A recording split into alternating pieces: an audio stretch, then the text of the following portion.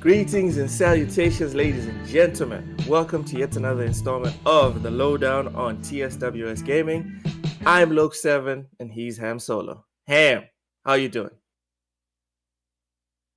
I'm not doing too bad. Just kind of kicking it. Not doing too bad at all. Not too bad. How about how are you doing? I'm actually like, I think you'll be disappointed to hear for you to hear what I played last night, and that is I actually waited until we were live for me to admit what I played. What were you playing? I was playing some Final Fantasy last night. No, say the full name. Say the full name. I played Final Fantasy. Come on. 16. Ray, come on. Oh, this guy. No, it's not Final Fantasy 16. No, it's Final Fantasy racist. That's what it is. Which is fine, Ham. I'm not gonna judge you, dude. Like, I didn't buy it. Point, I didn't pay $1 for it, so it's fine with me. Yeah. No, even if you bought it, like, I don't have a problem with if you bought it or not. I'm just saying, let's call a spade a spade. You know what I mean? He said, I'm not saying it's a bad race. Yeah. I'm not saying the game has no quality. That is not. I've never said that. In fact, I was capping for it before Yoshida said what the fuck he said. I was down for Final Fantasy. I was cool, you know? Like, if that game had negative black people, not zero, like minus 50 black people, and that was just our creative direction, no problem. As soon as Homeboy said orcs, dragons, ogres, etc. it's more realistic to have those in a setting in Europe than black people, then I was out. Like, before then, I was 100% in. So if you said you're playing it, you bought it, dude, it's cool, man. Shout out to Uso Vinny. Shout out to Uso Vinny for purchasing this game. He purchased it like right when it dropped, and I was just bored. Like, I was playing all types of bullshit yesterday. And what are your thoughts on Final Fantasy Racist? So far, I mean, the game looks beautiful. I mean, just as you would have thought if you've seen the trailers for it. So the game looks like the trailers. The game, I actually kind of like the combat style in this one, but keep in mind I'm only a little over an hour in. Okay, so far it is really easy, like really easy. kind of weird. I was expecting it to be kind of tough. I was just expecting it to be kind of a tough dance, like, and maybe that's more on me than it is the game, because maybe there's just been like this thing with Souls games as of lately, or games that are harder than I'm used to, and then I Armored Core. Right, and then I just finished Atlas Fallen on hard. So then I hop into Final Fantasy, and I'm all waiting to have these like super specific dodge moments, and it's like I dodge a second before he even swung, and he still misses me. So like my timing's off, and it doesn't even matter. I'm still dodging them, and I'm just like, oh, this piece of cake. Yeah, it was totally a piece of cake so far. Maybe maybe I can turn up the difficulty on it or whatnot, but let's call a spade, as you said earlier, Loke. I'm only playing this until Starfield comes out. I really don't care about this game. I have 22 different consoles. Why are we capped? I have 22 different consoles, Loke. I don't own not a Final Fantasy on one of them. I just so happen to have Final Fantasy because of Vinny, because I game share with him on PS5. Game share. Lord in heaven, man! I wanted to try invest $5 into stuff. All right. Let's go to the chat real quick. Bunty came in here real quick. Welcome in. Thank you for the support. Matt Likes Game says, "What's up?" Welcome in, Matt. Big Mad Mode is still mad that I don't share enough gameplay on Twitter. Tough, bro. Yeah. Combo 901, welcome It's in. tragic. Game downsides. Game downsides, welcome in, bro.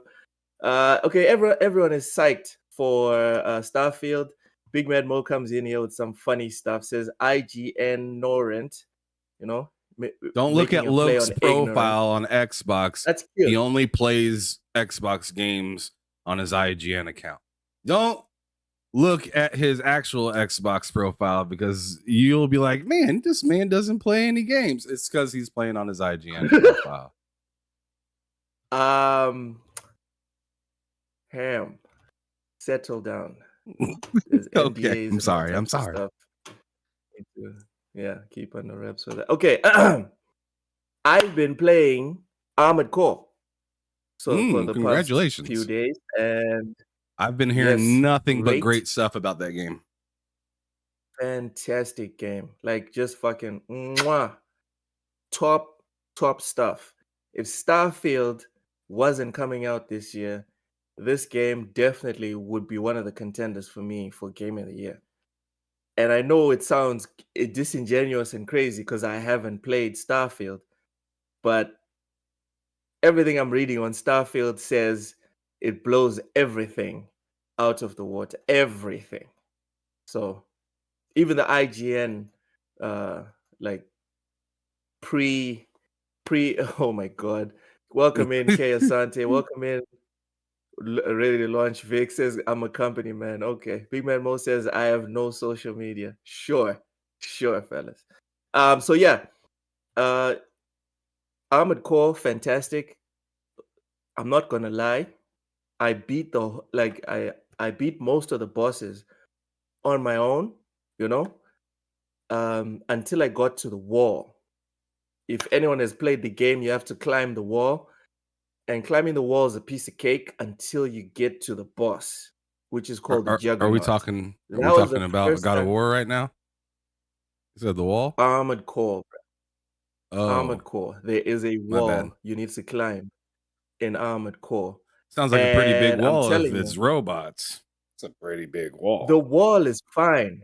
The wall itself is fine. Beating the enemies on the ground and even the ones that are on the wall trying to block you from going up, piece of cake. But the Juggernaut, the boss up top, fucking just I was raging. That was yeah, essentially. That was the first time I had to look up a guide. Shout out to Elbethium Games. He's the one who did the guide. Let's go. Yeah, I'll put it in. I'll put it in the chat. I'll put his link in the chat. This dude does guides, Ham, but he doesn't do that crap that a lot of people do to influence the algorithm with 10-minute videos for a guide that essentially you just need 3 minutes. Bro is putting out 2-minute, 3-minute guides like, yo, get in, do this, beat his ass. And they work, dude. Like I got the build that he told me and I just rammed right through the Juggernaut. He just held your hand like you were playing in a PlayStation exclusive. He just grabbed it and said, "Look, latch on, brother. Yes. Latch on. I got you." It felt like it was on easy, the way that his build works. So what I'm gonna do is I recommend Elbethium's guides to everyone, and I'm just saying, don't rely on his guides for everything. Go to his guides when you are actually like at your wit's end, because his guides are no joke. No joke. OP. You will beat Armored Core in one sitting. If what you do is every time you get to a boss, you open Elbethium's guide, you're gonna beat Armored Core in one sitting. And for me, that's not what you want to do, because I don't know, it kind of steals away from the game. Unclench your jaw. You can power through. What's wrong? I said unclench that jaw. Jeez Louise. What's wrong with my jaw? You are locked tight on that man. Relax. Okay, I'm just saying. I just put the link in. Like, subscribe. This man is a beast. I'm tired of like shit guides. This guy puts up proper guides and he doesn't waste your dope, time. though. He values your time. All right. That's dope because Armor Core ain't no punk, so I feel you. I was just making some jokes. Yo. Here we go. Exactly. Tombo knows him. He says that dude beat Cuphead without taking damage. There you go. End of discussion. That man's a savage. Jeez Louise. Yes. That game ain't no punk either. No, he's not messing around. Welcome in Kelly Rex says, what's up? Welcome in Kelly Rex. Saturday is on. All right, let me unclench and let Elbethium rest a bit. Man needs a minute. Let him drink some water or something. Hydrate, bro. All right, Ham. Just a little bit of some sports today. Kevin Durant, Damian Lillard, and more NBA stars criticize U.S. sprinter Noah Lyles over world champion comment.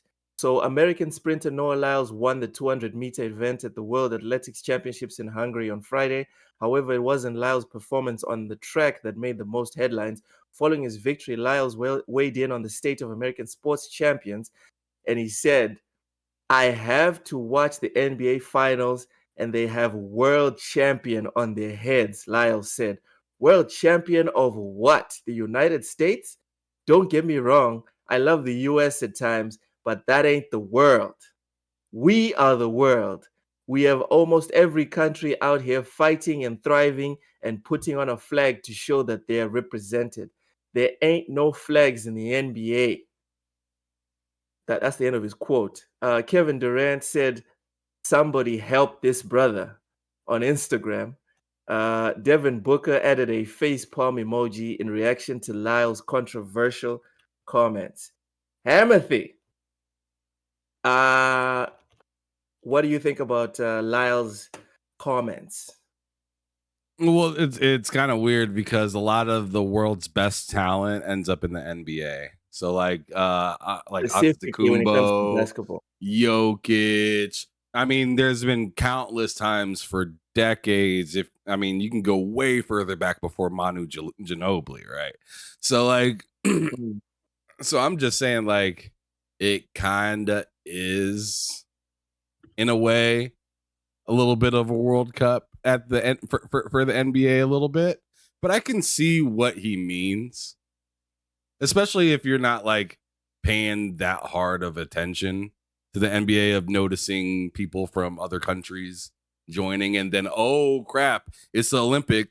Where are half of the where are a ton of these players? Where Dirk go? You know, like, he's not from America, so he's not playing for them.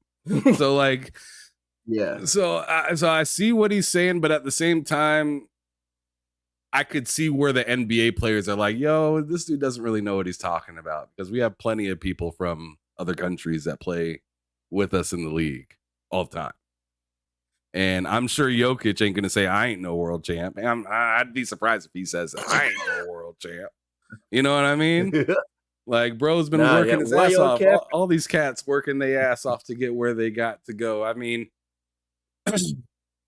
I see where he's. I see what he's saying, but I don't understand the whole needing to shit on one thing to prop up what you got. It felt like kind of a WNBA kind of what about me sentiment. Kind of. Yes, I think it's a little salty because he does athletics. He thinks he's a real world champion, and he makes a fraction of what the guys on the bench in the NBA make. That's his problem. Anyways, to his point.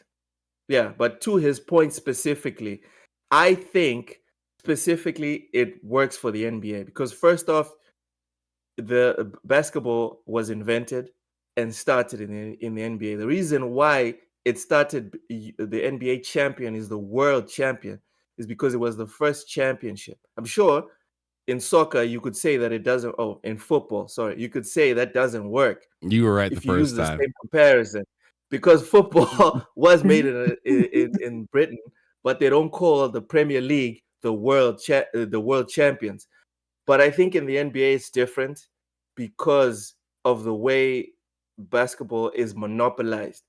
I think if in England, for example, people that follow football, you can confirm what I'm about to say. If in England, 90% of the best players were English, and then the English national team was winning all the Euros and all the World Cups, the winning the Premier League would be acceptable for people to say, "Yo, that's the best team in the world," because of the concentration of local talent in that one country.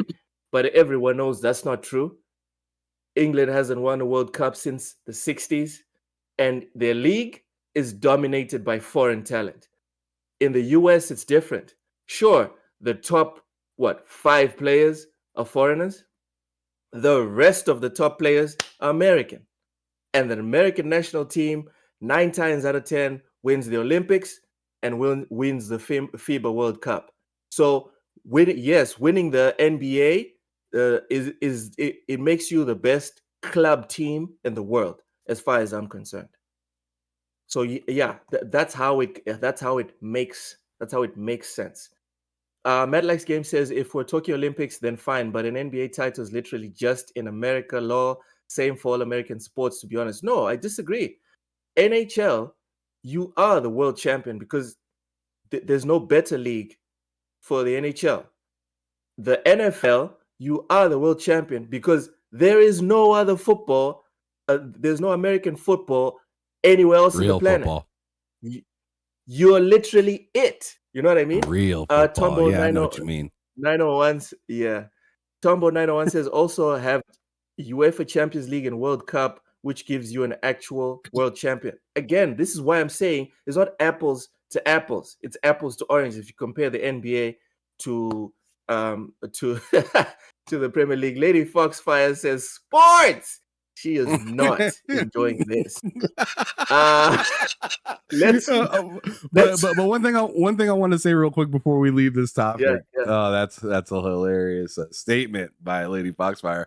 But like Yao Ming didn't grow up where he grew up and say, "I want to play here. Like I aspire to play here." You know, like same with Dirk, same with like Jokic. They aspired to play where the best of the best are. So in my opinion, whether it's technically a national championship, I would give it the covetedness at least of a world champion at least. Because it's just like, who's better? Who in the world, like let's keep it a buck. Let's take away these like dream teams and whatnot. I want to know what other country is beating the Bulls in the 90s or the Lakers in the early 2000s. Oh God. What world team is beating LeBron on the Cavs? Like that's what I'm kind of saying. Like you know what I mean? Like, dude, they were sending it's not the same as saying it's not the same as saying, "Oh man, the Kansas City team can beat Brazil in soccer." Like, no, that's not happening. Yeah, you can't do that. It got so ridiculous, Ham. For everyone in the chat, it got so ridiculous that they were sending the kids from the NCAA, and they were winning the world championship. They weren't even sending NBA players. They were sending college players, and they were killing it. So stop, guys.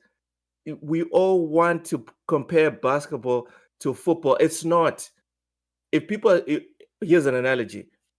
Imagine Microsoft was the NBA and they bought everyone that Sony doesn't own right now. That's the monopoly that the NBA has on talent. The grip it's not even worth talking about. It is till today embarrassing.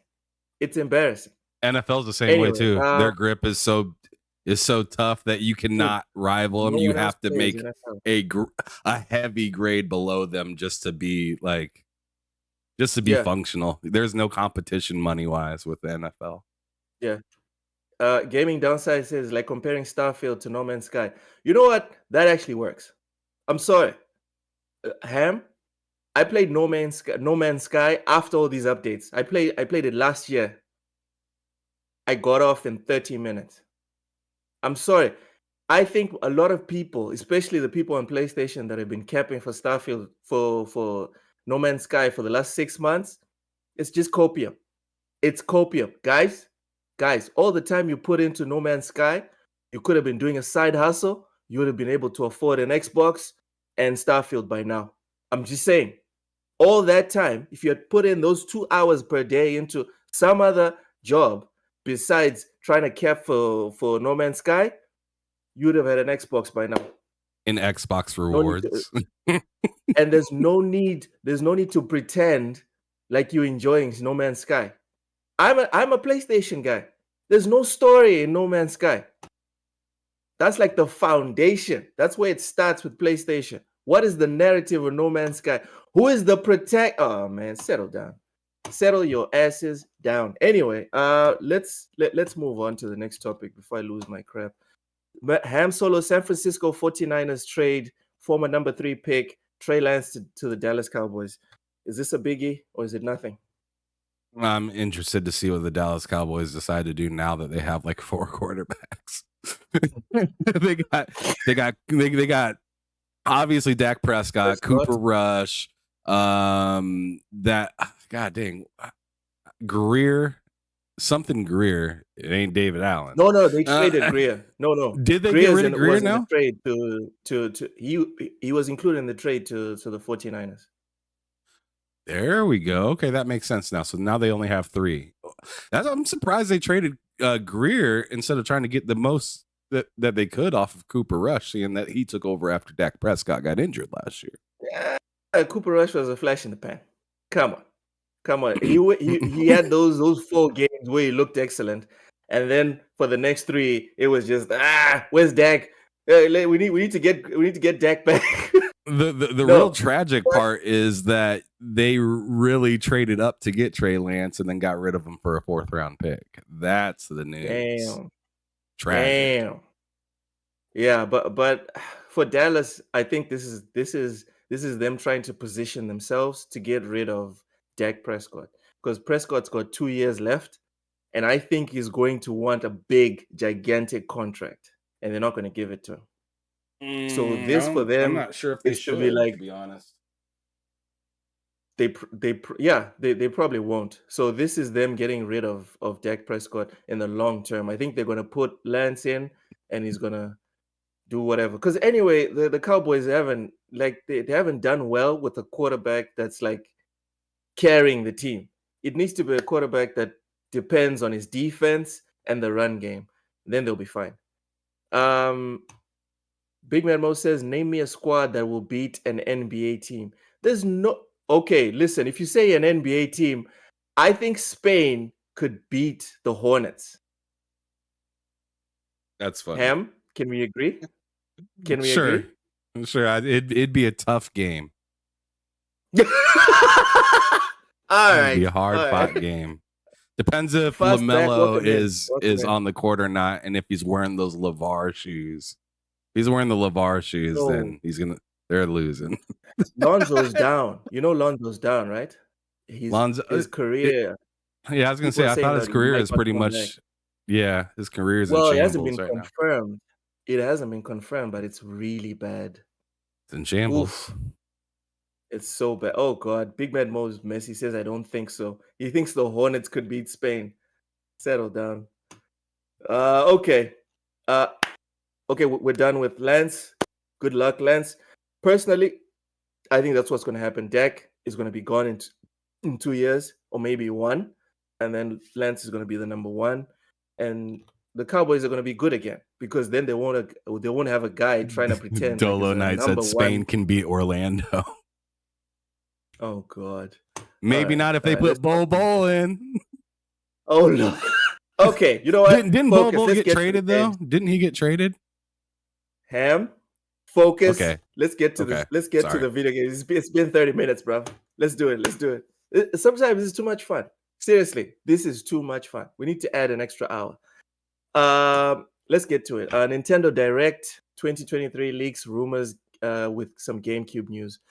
So this is from Game Rant. Side note, Game Rant they put up a new policy where they block ad blockers.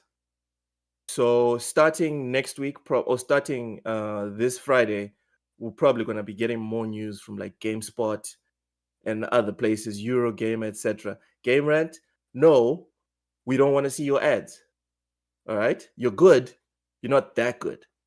Anyways, going back to the article, frequent Nintendo leaker Zippo claims a Nintendo Direct is coming soon, potentially focusing on Super Mario and GameCube news. While Zippo's leaks have been hit or miss, if accurate, GameCube fans might be able to expect remaster announcements. The next Nintendo Direct is likely to happen in September, as it has been a long-standing tradition, but don't expect any updates on the next-gen console. Zippo's latest blog post claims that the rumored Nintendo Direct for September 2023 will have a heavy focus on Super Mario with fresh looks at Super Mario Bros. Wonder, Super Mario RPG, and the new Princess Peach game.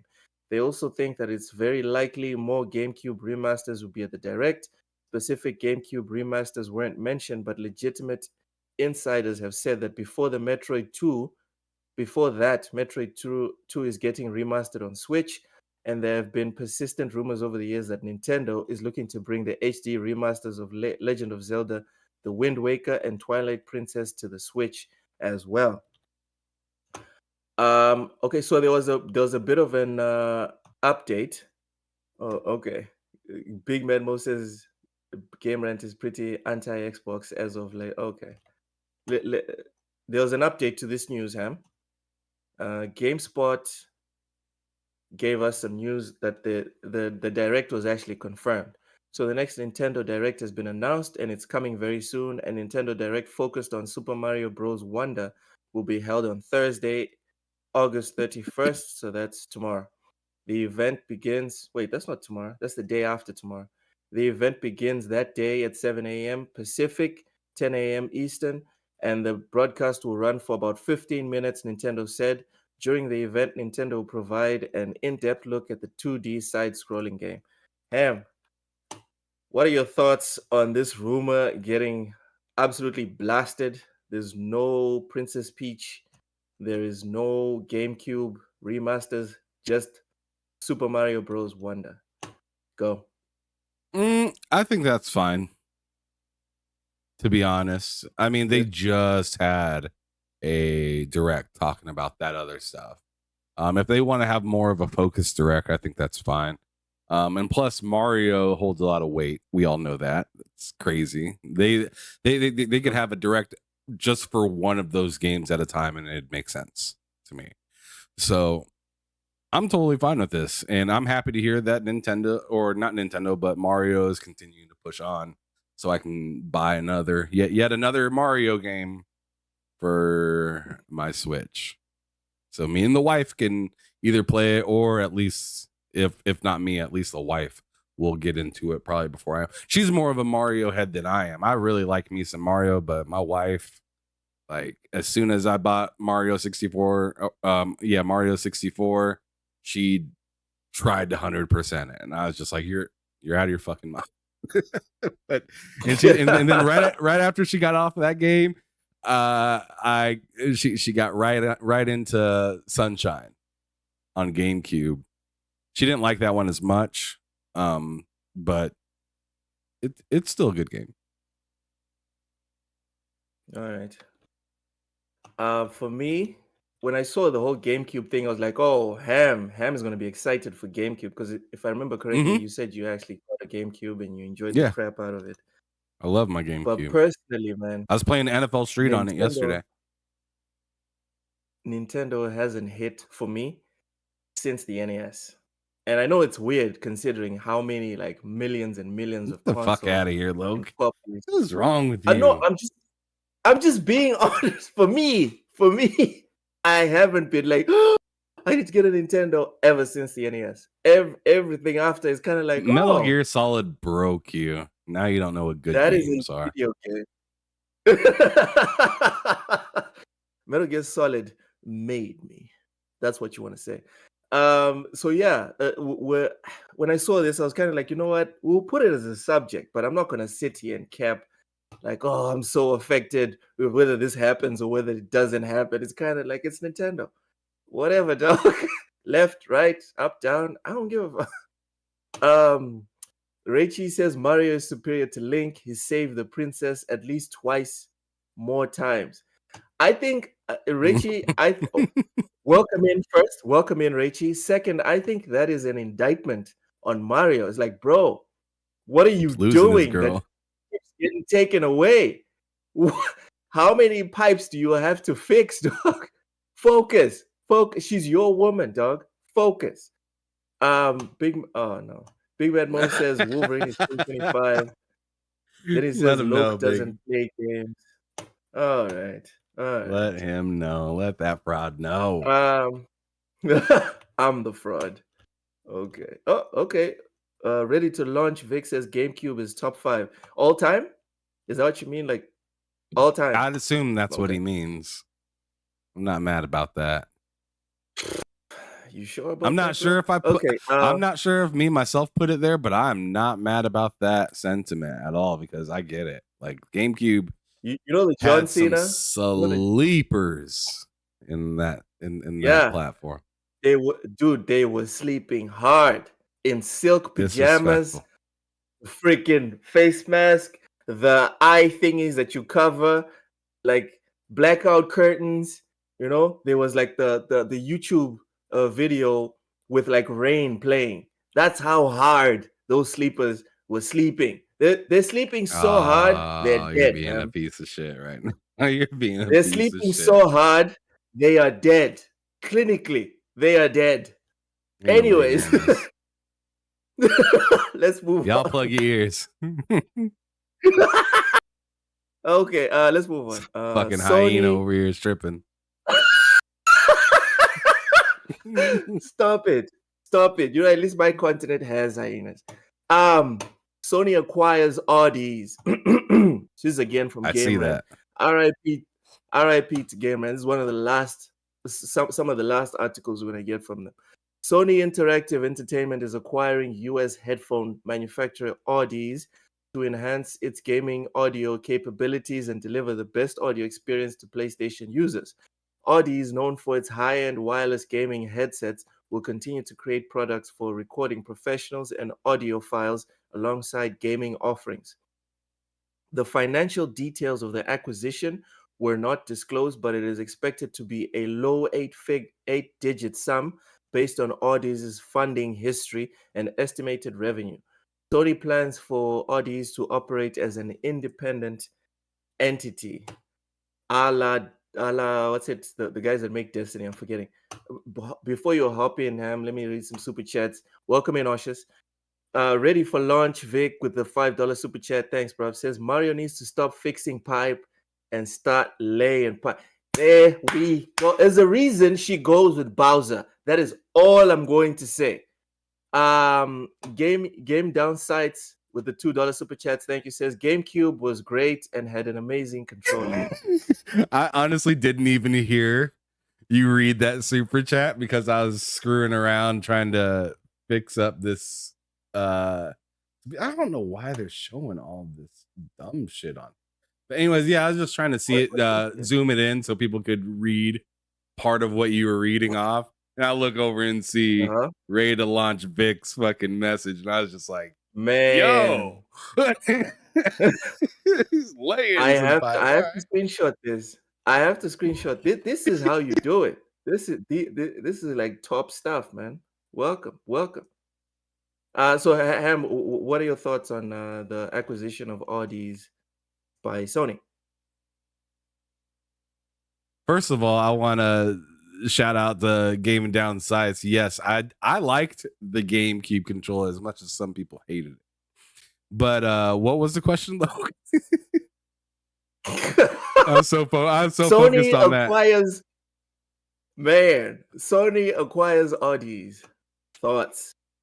Oh yeah, for the headphones. I almost bought one of their headphones. They're like $300 though, and man, I was just biting my fingernails. Like, I don't know if I want to spend this much money on some damn headphones. And I bet they were going to be super nice. I watched all sorts of reviews on them and whatnot. This is an awesome company, but they make some really premium products, top dollar, crazy expensive for some of this stuff. But this to me is just kind of a shoulder shrug in the sense of excitement, if I'm gonna be honest. Yeah, it's an awesome company. I'm not going to take that away from them. Was it a bad purchase? I don't fucking know. But I think it's pretty good if you're looking for more choices in headphones and stuff like that are made for the PlayStation or Sony in general. As I thought I heard during this article, they're going to be pretty much doing what they've been doing, but they're just under new ownership. And they're going to add the gaming. Well, they already have gaming. Hold up. They already had gaming stuff. They just did it for different platforms as well. I think maybe now it might just be Sony exclusive. Yeah. I don't know if they're going to allow them to make Xbox headsets anymore, because they were. To Big Bad Mo's point, he said, "Oh, so $300 headsets, PlayStation is for the payers." That's my takeaway from this. It's like you guys did what you did now with this PlayStation Portal, and you're doubling down on it already. Ham, look forward to even more devices, even more restrictions of you wanna use a PlayStation 6, you better make sure you get something from Audis or from us. So we're not just selling you the console and the controller. You have to buy the $200, $300 headset. And it's masked under this quality situation, instead of just being honest with us and being like, yo, what we really want is to sell you $1,000 console. But because we're afraid of the backlash, we're going to break it down into mandatory pieces. That's really where we're at. That's what I took from this. Okay. Yeah. So as Big Mad Mo said, you agree. You think it's for the payers. For the payers. For real. No lie. Mad Likes Game says, truly an amazing week for PlayStation. Tongue in cheek, obviously. Can we move on from this L, Ham? Oh God. It's the summer of PlayStation for sure. Okay, Matt. You can stop now. It's fine. He is letting it fly. Going in hard. Next, Xbox Game Pass games listing coming soon, 2023. So anyone curious about the big day one games coming to Xbox One, coming to Xbox Game Pass soon, can visit the dedicated Coming to Game Pass section on the services app. This section is dedicated to day one games that Game Pass subscribers can already pre-install, with 11 games listed there as of this writing. These 11 games are not a comprehensive list of every new game coming to Game Pass in the near future, but they prove that Game Pass is about to have an incredible few months. So, Ham, get ready. Sea of Stars, August 29th. It's already out. Everyone is already losing their crap talking about this game is great. I got high ratings already. It's pretty nuts. From what you've seen, what do you think? Of Sea of Stars? Worth the hype, yeah. To be honest, I mean, it's in Game Pass. I'll have to just jump in and just give it a try. I'm so laser focused on Starfield that I just honestly barely even see anything else. Rather play Final Fantasy Racist than play Sea of Stars. Oh, okay. Be honest. All right. Because that's what happened. You admitted to it. You copped to it. Okay. Look, that's a wild angle, but I'll let you. You can have. Look, your boy's pulled up.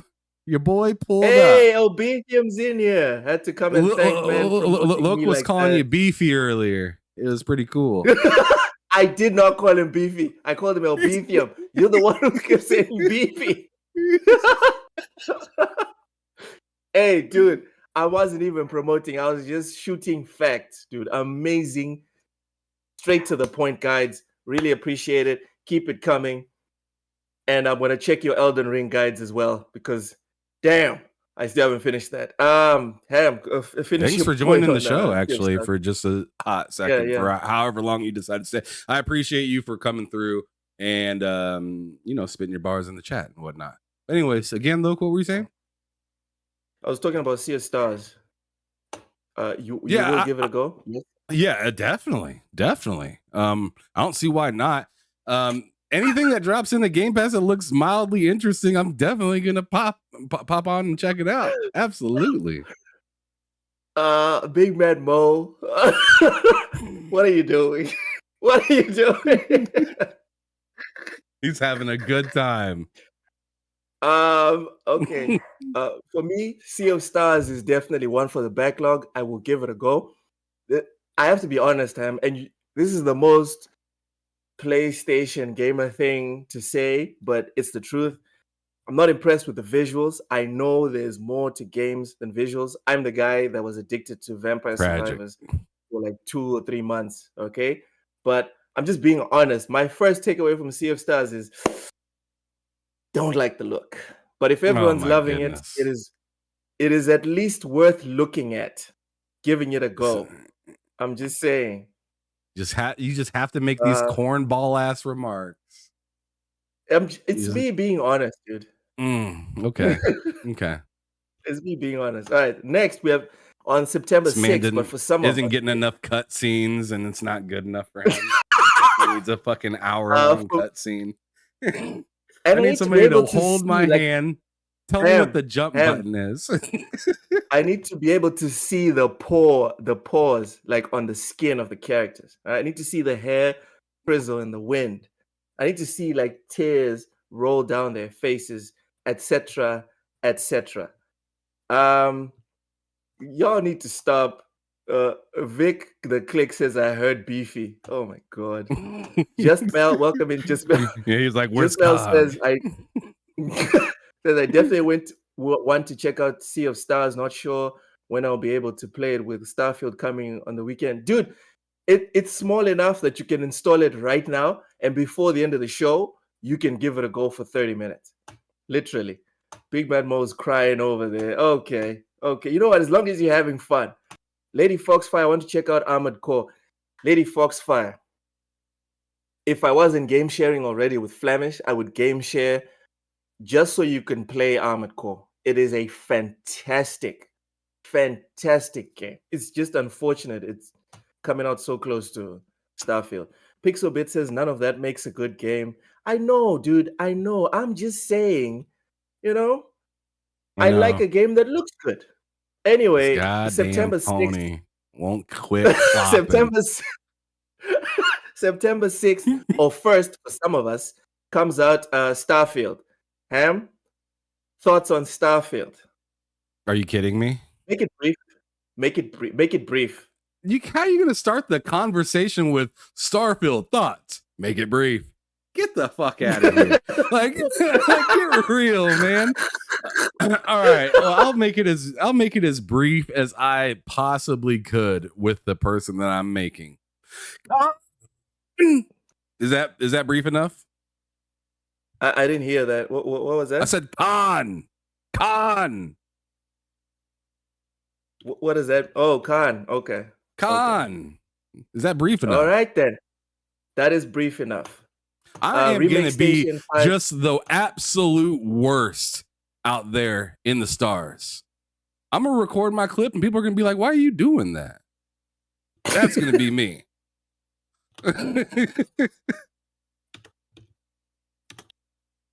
I ain't going to have any missions because everybody's going to be dead.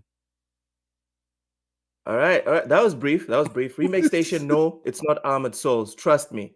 It's way more forgiving and it's just very different. It's not like any of the Souls games. Trust me. Curie Cosmos, welcome in, says Nintendo coming in hot. Yeah, pretty hot. Okay. Wow, everyone is in here. Thanks everyone for spamming the chat and Yeah, putting in hit your that like opinions. Really button. appreciate the support. We're so happy that you guys popped up on a Tuesday and they're joining us and spitting your bars in the chat. Go on ahead, take a half a second, hit that like button. It's free. Hit that subscribe button. It's Yep. free. But if you want to do a little extra that isn't free, we have $2 memberships if you want to just join us on TSWS Gaming. That unlocks the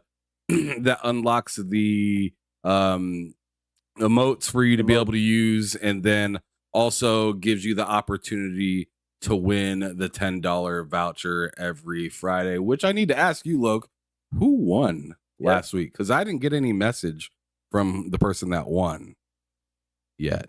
I think it was Voidlock. If I'm not mistaken, I think it was Voidlock. So, if it was, he needs to DM me. Yeah. And I'll just go check the video as well to confirm. Okay. Kesante says, jokes aside, I really don't like the look of Armored Core. Look to PS3 graphics to me.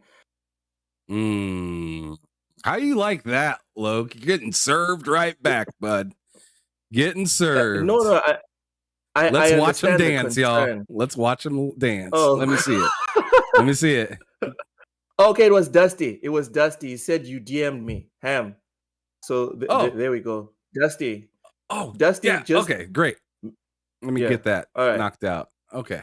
So Dusty, do that platform, now. Region. No, I already know it's Xbox. It's Xbox for Dusty. Because I did talk to him already, and I completely forgot. So that's on me.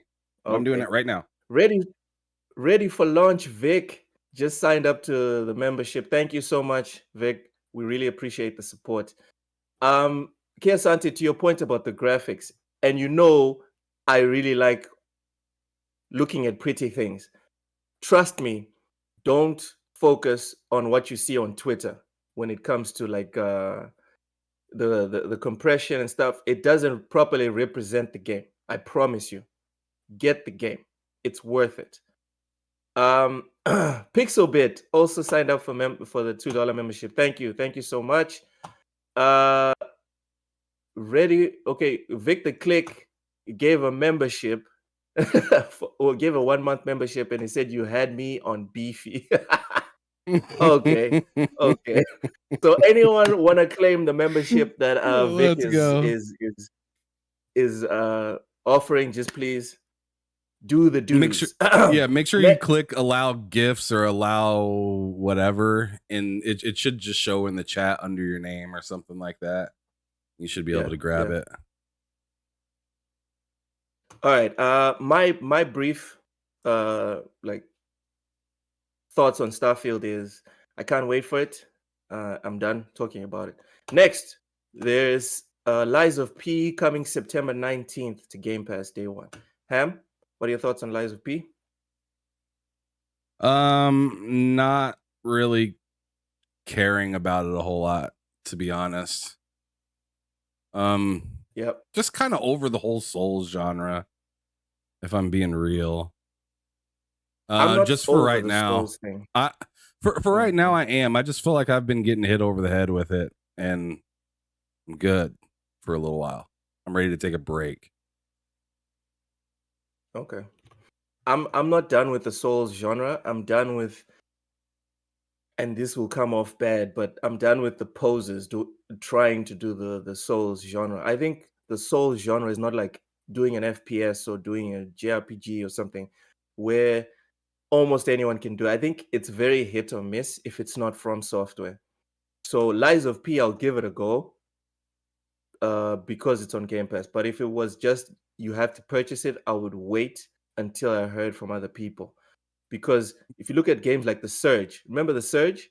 The first one, in my opinion, was bad. The second one was a much better like adaptation of the Souls genre. So that's why I'm like, not really psyched about this one. Why so serious? Says Lies of Ponies. Okay. Next game is God damn. Did you read out all the new members? Because we got some. Yes, hold on. K Asante just signed up. Oh, K Asante, we see you, brother. Thank you. Thank you for the support. And he also gifted 5 TSWS gaming memberships.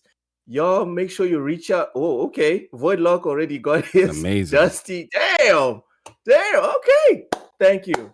Thank you, everyone. Really appreciate the support. K Asante says, I've got to counteract my slander with gifts. Thank you so much, bro. Venomous Viper coming here with his scrubs. Thank you. Says, what about Black Myth Wukong? We're talking about the games that are coming to Game Pass day one. Black Myth, as far as anyone knows, is not coming to Game Pass. So, no. Next game is Party Animals, September 20th. Ham? I'm listening. Do you care? No. I'll play it at some point, but it's not something I immediately care about. That's something that, let me be real, that's something that I'm going to get a message or an invite from Jedi Knight Peter at like let's go 11, 12, or 1 in the morning. And he's going to be like, oh, hey, mate, I just coming to see if you wanted to play some Party Animals with us. And then I'll be like, sure. Yeah. So that's how that game is for me. I'll just be like, sure. Okay. Party Animals, I have no interest in, and I never will have any interest in. If you have me as a friend on Xbox, please do not invite me. I will ignore you. Next, we have Payday 3 coming September 21st, day one to Game Pass. What are your thoughts on this one, Ham? Payday 3.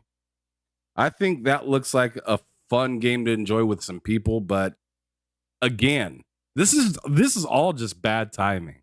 You're asking me about all these things when there's a big old elephant right in the middle of the room. So like all the things that I could have, all the things I could be possibly, oh, that's interesting. Oh man, that looks kind of dope. I'm definitely gonna download and play that. I can't say that about none of this shit right now. Okay. All I'm able to say is, I'll get around to that. That's all I can say to anything that you're telling me right now.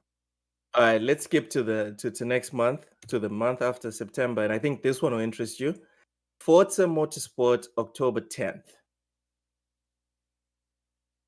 Oh man. Now that one, I think it's over a month away from Starfield. I feel like I'll be ready to jump into that for sure.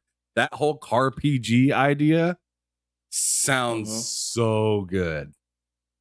Like the more I think about it, the more interested I get, the more I see some of the races and what the cars look like on the track. Man, like if you watch some of those, like if you watch some of those like little small clippets of the like tracks that they're adding to it, man, that game looks sexy. I can't wait to jump in it. Shout out to Forza because Kyalami, which is a racetrack in South Africa, is included. That for me that's a dub. That right there, that's a big one. That's a very big dub. Big Memo's just spamming Starfield in the chat. Okay. Curie Cosmo says, I don't think I'll get to Cyberpunk in September. Don't do that, Curie.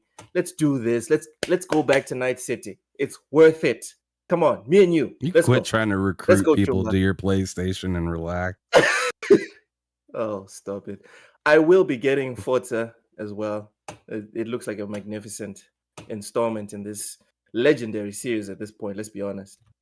The next game is City Skylines 2, October 24th. I sent your code, my big brother. Dusty, here you go. Sorry? There it is. No, I'm just playing. It's not here. I sent it to your to your message. Here's the code right here. No, you better put that thing in real fast, otherwise. Oh yes, Curie. Yeah, the lineup is crazy. Starfield, Baldur's Gate, a Armored Core 6. It is crazy.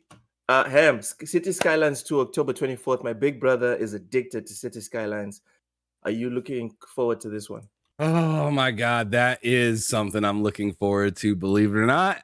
I cannot wait to play that game. It looks like it's going to be a big upgrade from the last one. Some of the things that they allow you to do are kind of shortcuts compared to what was provided before. So I watched a few of those trailers that they have for it, and I'm stoked for it. It's definitely one of those games that you kind of just get stuck into for hours and don't even notice that time went by. Very much like an Ages of Empire. Like when it comes to like just spending your time away. It's probably going to be like Starfield as well.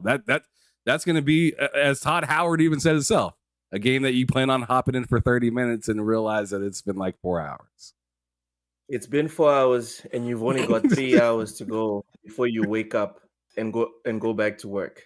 Sorry. Oh, Keosante says, now you have my attention, sir. I'm going back to Night City with my 1490. Let's go. A man of culture, Keosante. City Skylines, I don't care for it, but hey man, I'm excited for you. Next. No, it's definitely either you're into it or you're not. Niche. That's It's like Football Manager. That's the truth of it. Facts. Next is a new IP that I'm very extremely excited for. I think I'll play this when I'm listening to podcasts or listening to music. Jusant, coming October 31st. It's the mountain climbing game. Oh, one that looks like damn! Zelda, but you have like a pet and all that. What a relaxing way to end the year, right? Yep. If you've seen that game, that game just looks like peaceful in a digital, like peace in a digital format. Like it just looks really chill. They got the little like bug looking like rocks that crawl around on the walls that you climb onto. I mean, the graphics don't like blow you away, Loke. But I tell you that it looks really clean. It looks really creative. And it looks really fun. Yeah, that's all I need. Yeah, after Hogwarts Legacy, this is the game. This is the next game I'm going to try to get my wife to play. Hogwarts Legacy was an easier sell because she loves Harry Potter. Jusant, I think it might work because she doesn't need like twitch reflexes and everything. She can patiently maneuver the puzzle that is like each and every mountain. Big Man Mo said XO1. That was another very relaxing game. Did you ever get a chance to play XO1? No, I didn't. Okay. Sorry. The next one is the next two games, I'm just going to put them together because whatever. Persona 5 Tactica is coming November 17th, and then Persona 3 Reload is coming February 2nd, 2024. Mm-hmm. Are you excited for any one of these two, Ham? Not Tactica. Yeah, I'm not excited for. Persona's turn-based. The other ones are turn-based as well, but it looks kind of off for me. And I'm not really a Persona fan. But go ahead, finish your point. Yeah, I'm not really into what Tactica looks like it's offering, but Persona 3 Reloaded looks like it's gonna slap, especially since they announced it as I was playing Persona 3 Portable. I straight up deleted.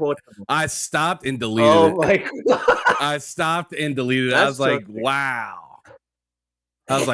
This looks way better. I'm done.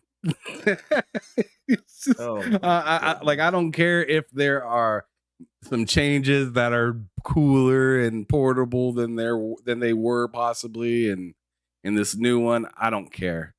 Like, I want Persona 3 to play like Persona 5 did. And it looks like that's what they're going to do with this new one. So, or with this remake. So I'm excited for it. I'm very excited. Okay. Big Mad Mo says he's looking forward to Tactica, says it looks cool. Raichi says Tactica is cow milking game. Okay. Damn. Big Mad Mo says you're not really an anything fan. Big Mad Mo, I think I need to get you on this show. Seriously, I need to get you on both sitting because you cap a lot in the chat, a lot. Like just on this list alone, I said I'm excited for Starfield. I called Forza Motorsport a legendary game, and I said that Jusant looks like a game I'm gonna try and just enjoy them like for a long time with like podcast and music playing in the background. This man is saying I'm not nothing fan. Seriously, you need to stick to the facts, bro. Anyways, Ham, let's move on. This Loki is a out bit here messy. Fighting for his damn life. I'm just out here pointing facts. That's all I'm doing. Baldur's Gate 3. Remember the whole thing with Series S is being left behind?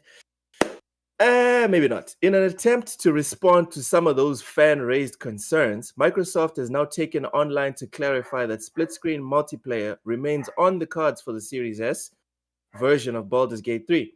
The gaming giant explained that it intends to continue its close collaboration with Larian in order to explore the possibility of eventually bringing the coveted Baldur's Gate 3 feature to its weaker current-gen console. The company's statement thus essentially confirms that the gameplay feature parity exception provided to Baldur's Gate 3 was primarily motivated by a desire to bring the highest rated new game of 2023 to Xbox systems as soon as possible instead of signaling a major shift in its developer policy. So Ham, I'm assuming you've got the tweet up by Xbox saying that they're working on the Series S. What are your thoughts actually, on I had the tweet. Okay, now I can put that up. Pow. There it is. Okay. I had the actual article from Game Rant on there. All right. So what are your thoughts on Xbox saying that maybe the Series S is not being left behind, it's just temporarily out of breath? I think that's interesting because I heard from K Mega just yesterday, and I'd love for Mr. K Asante to chime in through the chat on this one to verify what I'm saying. Because, like I said, I heard this from K Mega, so I don't know how valid this is. Not saying that he's not. You guys know what I'm saying. So what he told me is that AMD is dropping like FSR 2.0, which Xbox will be then allowed to have. FSR 2.0 or whatever it's called will be able to utilize frame generation, which is in 40 series cards to be able to run through DLSS or something like that. And that gives you more frames than you could have otherwise made throughout the console itself. So maybe it's going to be able to give, 3.0. My bad, 3.0. Yeah, because 2.0 has been out for a little while already. So I think that giving it more power possibly through AMD and whatever other tools that possibly haven't been utilized or unlocked through the Series S or X yet would be interesting to see. So that's what I heard. So maybe y'all can tell me what it is now if I was wrong. Okay. Big Memo says I've been saying that the whole time. They need to do the damn job. Okay, while we wait for Kiasate says FSR3 can give them the extra bump they need, but they didn't need it. Had they developed it with the S in mind in the first place. So this is a good workaround. You know what? As soon as people start talking about FSR3 and all these technical stuff about PC stuff, I'm out. Like, might as well speak Russian or Chinese. Nothing. Pixelbit says FSR3, I don't believe it's been confirmed if it will run on Xbox, but because Xbox has AI cores on it, it may be possible. Gibberish. All of it. Freaking gibberish. for me, I'm just more interested in the whole death of, oh, we've left the Series S to die. Even if the Series S did not get the split screen, Ham, I would be perfectly fine if they didn't do it. And if I bought a Series S, I wouldn't be upset, because I just assume when I buy an iPhone, right? If I buy the iPhone 15, but I don't buy the iPhone 15 Pro Max, I just assume I have less features than whoever bought the Pro Max. Do you understand what I'm saying? And then when people Sure. start talking about, oh, the Pro Max does this, this, this, and this, and it's not on the base 15, I'm just like, okay, I could only afford the 15, moving on with my life. You know what I mean? That's how I see it. Big Memo says tech is foreign to me as well. Seriously, I think a lot of people would gain from just being honest. A lot of people Absolutely. cap about stuff that they That's why I don't came know. into this. That's why I came in like I did. I was like, I don't know. This is what I heard. I don't know. Yeah. That's why I was like, hey, Asante, help. And I'm just keeping it a buck for y'all. The chat continues to go technical. I believe AMD confirmed. Yeah, you defo missed it then. We've been celebrating and teasing ponies about FSR3. Guys, like FSR3, FSRX, or whatever, dog. Whatever. All I know is that it's coming to the S. And even if it didn't, that isn't a problem for me. Ham, if it never came to the X, how would you feel about that? And you own an X, how would you feel? If split screen didn't come? Yeah. Well, as I told you, Loke, and this might hit you differently, I haven't even played Forza split screen. So, split screen on consoles, it's not what it used to be to me anymore. And I think a lot of people, if they were honest with themselves, would say that as well, unless they have somebody that they live with that they're playing a lot of split screen games with, which I live. Yeah. I mean, I'm with my wife. She enjoys split screen games or whatever, but like she's very picky on what she wants to play even. And I can tell you Baldur's Gate's not going to be one of them or Forza. It's not on the top of the list. So for my specific situation, I don't care about this. Especially for my Series S, like just the fact that they're putting the same games on there is really nice, because that's what they said they were going to do. And they said that they're going to make it as parity as possible to the Series X. If some features don't always follow, it's very much like you said about the iPhone 15 versus the Pro Max. You know, it's just kind of like at some point there's going to be a you cannot pass moment while the others can't because they got that wristband. Which is fine. And that is why, remember when these consoles launched and I told you I'm going for the Series X because I don't want to deal with, because you got the lower model, you don't get X. And that was before anything even happened. I just assumed that was what was going to happen. And here we are. So I just think anyone that's upset about this is just irresponsible and didn't do the research before purchasing. Because if you want premium gaming, at the beginning of the gen, Xbox told you Series X is the cream of the crop. Series S is like good. And then you made a choice. You went for good. So deal with it. Make peace with it. All right, let's move on. I'm good on this one. Are you good, Ham? Yeah, I'm solid. All right. Avatar Frontiers of Pandora connection relate to movies. This is from Game Rant as well. So developed by Massive Entertainment and published by Ubisoft, Avatar Frontiers of Pandora is set to be released later this year for PC and next gen current gen people. Current.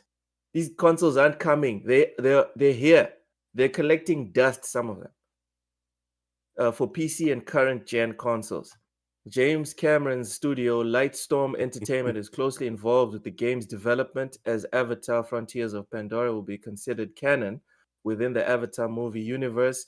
While the exact time period of the game is unknown, it follows a story similar to the first Avatar movie released in 2009. Still, it will be a fresh new experience for players. Ham, are you excited for this Pandora thing? Unfortunately, I'm not that excited for it. I'm going to take a term out of Loke's book right now. This game here we go. Looks a little bit like vaporware. Oof. Where it's just like they showed what they showed. Well, here, I think it's going to come out, but I don't think it's going to be as what they're saying. Yeah. I feel like this is going to be really cool, but maybe cool in the sense of I didn't notice this game was cool and I bought it like 6 months later kind of thing. Okay. The way that people look back at their PS4 or Xbox One games and say, I missed that. I feel like this is going to be one of those games for a lot of people. Like, that was unfortunate. I mean, the title should sell like hotcakes, but my thing is I feel like the IP is gonna be bigger than what they could do for the game, and I hope I'm wrong on this because I hope this is amazing and it ends up just being another dope ass game that I end up picking up, and maybe I'll be wrong like I was with Guardians of the Galaxy because I thought that game was gonna be and it ended up being fire. Yeah. So So hopefully I'm wrong with this because hell, I'm not into Harry Potter at all, but Hogwarts Legacy was amazing. Like, it tickled itches you didn't even know were there. Exactly. So if this game manages to prove me wrong on that thought process, I'll be happy. But if it is what I think it is, I'll just kind of shrug my shoulders and I'll see it some point down the line on sale. When you see it. Mm-hmm. Okay. For me, first off, I just want to say, this is probably going to piss people off. I don't care about the Avatar movie. And I don't think anybody cares that you don't care about that. Yeah, but the first one was very meh. The second one, after all this build-up, I couldn't even finish it. That's how bored I was. This game is just whatever, you know. Drawn TJ, welcome in with the $2 super chat. Says hi guys. Thanks, Drawn TJ. Welcome. So yeah, I don't think it's vaporware. You think it's gonna be like a game people look back on and then play it and be like, oh, okay, this was actually a very good game. I think this game is just gonna be forgettable. Not good. Damn. Just forgettable. Just a game that that's worse than what I said. You know, like it finished. Yeah, it wouldn't even be like a cult hit or something. You know, people start capping for it 5-10 years later, like, oh, you guys should play this game. No, it's just gonna be decent. It's going to, if you love the whole Avatar thing, you're gonna love it. You're gonna call it one of the best games of all time. If you're just into gaming, I bet the completion percentage won't be over 10%. Damn. So you see what Hazador said? What did he say? Hazador says Ubisoft is only good when you see their game in the $20 purchase section. God damn. Ham. Shout out to Hazador. 100% disagree. Shout out to Hazador though. He's been killing it with his posts on Twitter and whatnot as lately. Man, you've been working. Congratulations, brother, on all the success and stuff that you've had as of lately. But I mean, I kinda don't disagree with him. Like I completely disagree. Valhalla, you'd have to pay me to play Valhalla. But go ahead. See, but like I really enjoyed what was I keep wanting to say Immortals of Avium, but it's not. It's Immortals Phoenix Rising. Immortals Phoenix Rising. I really enjoyed that game, but guess where that game is? In the bargain section. It's in the bargain section.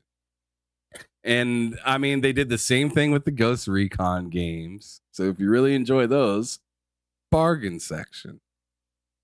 You know, I like I feel like what Has the Door saying isn't too far away from the truth. Like some of the good games that kind of sneak by just end up in the bargain bin and nobody really notices until later that the game was, no, this is actually pretty good. Too late. They ain't making money off of it. And it's tragic that they canceled the successor to Immortals Phoenix Rising, because that looked like it was going to be way better. We read the description. Was it last Friday or last Tuesday? When did we read the description for? I think it was last week for the like it was like wasn't the game supposed to be based off of like Polynesian? Yeah. I think that was on Friday, correct? No, that was last week on this show. Okay. Yeah, it was as I read it, because I try to not read the whole thing when I'm compiling the topics. As I read it, my heart just sank lower and lower and lower and just broke by the end. That was heartbreaking. It's terrible. Vic it's terrible out here saying Avatar Frontier is gonna outdo Spider-Man 2. Yeah, I mean, I'm not excited. I'm not excited for Spider-Man 2 the way I'm excited for Starfield, but I'd rather play Spider-Man 2 every day of the week than play this Avatar crap. Rachie says Phoenix was very boring for me. Hey, my youngest loved Phoenix Rising. Dolomite is subbed to this to the membership. Thank you. Really appreciate the support, Dolomite. I should start every time somebody hits membership, you know, I should just let it fly. Ooh. Okay, hold on. We need to vary it. We need the PlayStation one as well. We need the PlayStation one as well. Don't be sitting here putting just the rare achievement for Xbox. No. We're not about to do that, Ham. We're going to alternate. All right. Every member that if one's for Xbox, the next one has to be for PlayStation, and so on and so forth. Don't even come here with just the Xbox achievement. This guy. Anyway, the horse is here. All right. Let's move on from the horse is here. Let's move on from all this shit.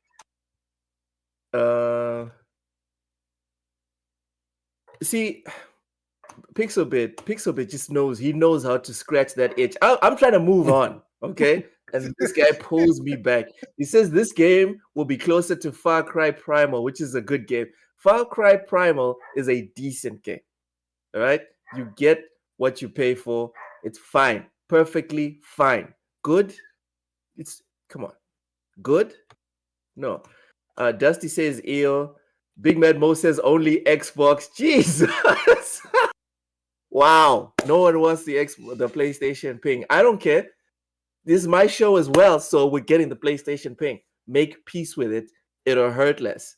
Boogeyman, welcome in, bruv. Welcome in. Next, we have Sea of Stars review. So this is from Game Rant. This is like the roundup. Set in the same world as 2018's The Messenger, Sabotage Studios' Sea of Stars is an RPG that takes inspiration from Japanese classics like Chrono Trigger, featuring a dynamic turn-based combat system and platforming-based exploration. Sea of Stars is an ambitious and gorgeous addition to the role-playing genre. Ham, I think we already spoke about Sea of Stars, right? Yeah, we talked about it a little bit already. All right. So we can just keep it moving, right? Pretty much, yeah. Because, I mean, I haven't played it, so I haven't really even looked at it very much, so I don't really have a whole lot to say about it. Yeah, Dolomite says Xbox echo chamber. I'm trying to fix that, dude. I'm doing my best, all right? Oh, Big Mad Mo says PS has no game to get that ping. Pixel Bitchy says, how about show a trophy with the Xbox Platinum sound?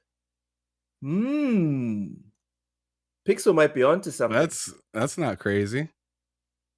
Gaming Downside says, guess I won't be a member then. Lol, rare achievement sound is the best. You should put old PS1 startup sound. That's my favorite. All right. Oh, Curie Cosmos has got Sea of Stars preloaded. Curie, please tell us. I'm guessing that by Friday you would have put some time into it. Please tell us how you feel about Sea of Stars on Friday. Next, this is from Video Game Chronicles. Did you not hear that? Ends one. What? No, I didn't hear anything. Oh, go ahead. All right, Jacob Novak, welcome. So Xbox ends $1 Game Pass promo ahead of Starfield release. As spotted by XGP, the $1, €1, £1 for 14 days of Game Pass promo has disappeared from Microsoft Store this weekend after it was reintroduced in July. Previously, the deal was available for several months until Microsoft ended it in March, saying it was evaluating different marketing promotions for new members in the future. The latest withdrawal comes days before Starfield's early access release date on August 31st, US time zone. The $70 standard version of Starfield, which includes the base game, will be available via Xbox Game Pass. Ham, how do we feel about Microsoft pulling the rug on the $1 promotion? You know what I feel? About damn time. Because okay, I mean they got games. You know what I haven't heard a pony say in a while is Xbox has no games. I haven't seen that for quite some time. And when somebody tries to say it, it's just no one hears it because it's lie. It doesn't slap. It is a complete lie, farce, bullshit, garbage. Hey, not play real. this down. Jacob Novak just sub to the membership. Thank you so much, brother. Oh snap! We know what he wants to hear. Yeah. Okay. Welcome to the club, brother. Right. Welcome to the cult. Welcome to the cult. Okay. It is a cult at this point. Oh God. Vic the Click says every time you put a Sony sound, an angel loses his wings. Dude, you did have to go that far. That's a bit much. That is a bit much. Ham, go ahead, finish. No, I was just saying, like they got plenty of games lined up. The service, I mean, we just got done with a topic saying that they got a crazy lineup of games that are stacked up to come. I feel like they gave us or gave people the deal as long as like they were trying to kind of meander people or maybe even, I don't know, con people. Ham. Yeah. Don't make me go on my rant. Don't make me go on my rant of what Game Pass is ready for. Thank you for revealing what I was trying to say. It almost felt like, although we find it valuable, I find it very valuable. I use it for all various different reasons. Loke, you find it valuable for your own reasons, right? Some people didn't quite see the value into it, so that $1 for 14 days or $1 for the first month gave them a sense of value. Well, now it's just like the games are here and that is the value. You know, like, we're not going to do this, try it for a month and beat a ton of different games. We're going to say, yo, these games are premium and you got to buy into our service to get it. It's very much like HBO Max. HBO Max before, you could get a trial. Well, now you can't because they're confident in the titles and stuff that they have. So it's really as simple as that. Once you're confident and you know that you got the sauce, you ain't doing no more taste testers. The sauce like gas? Okay, gotcha. Okay. Okay.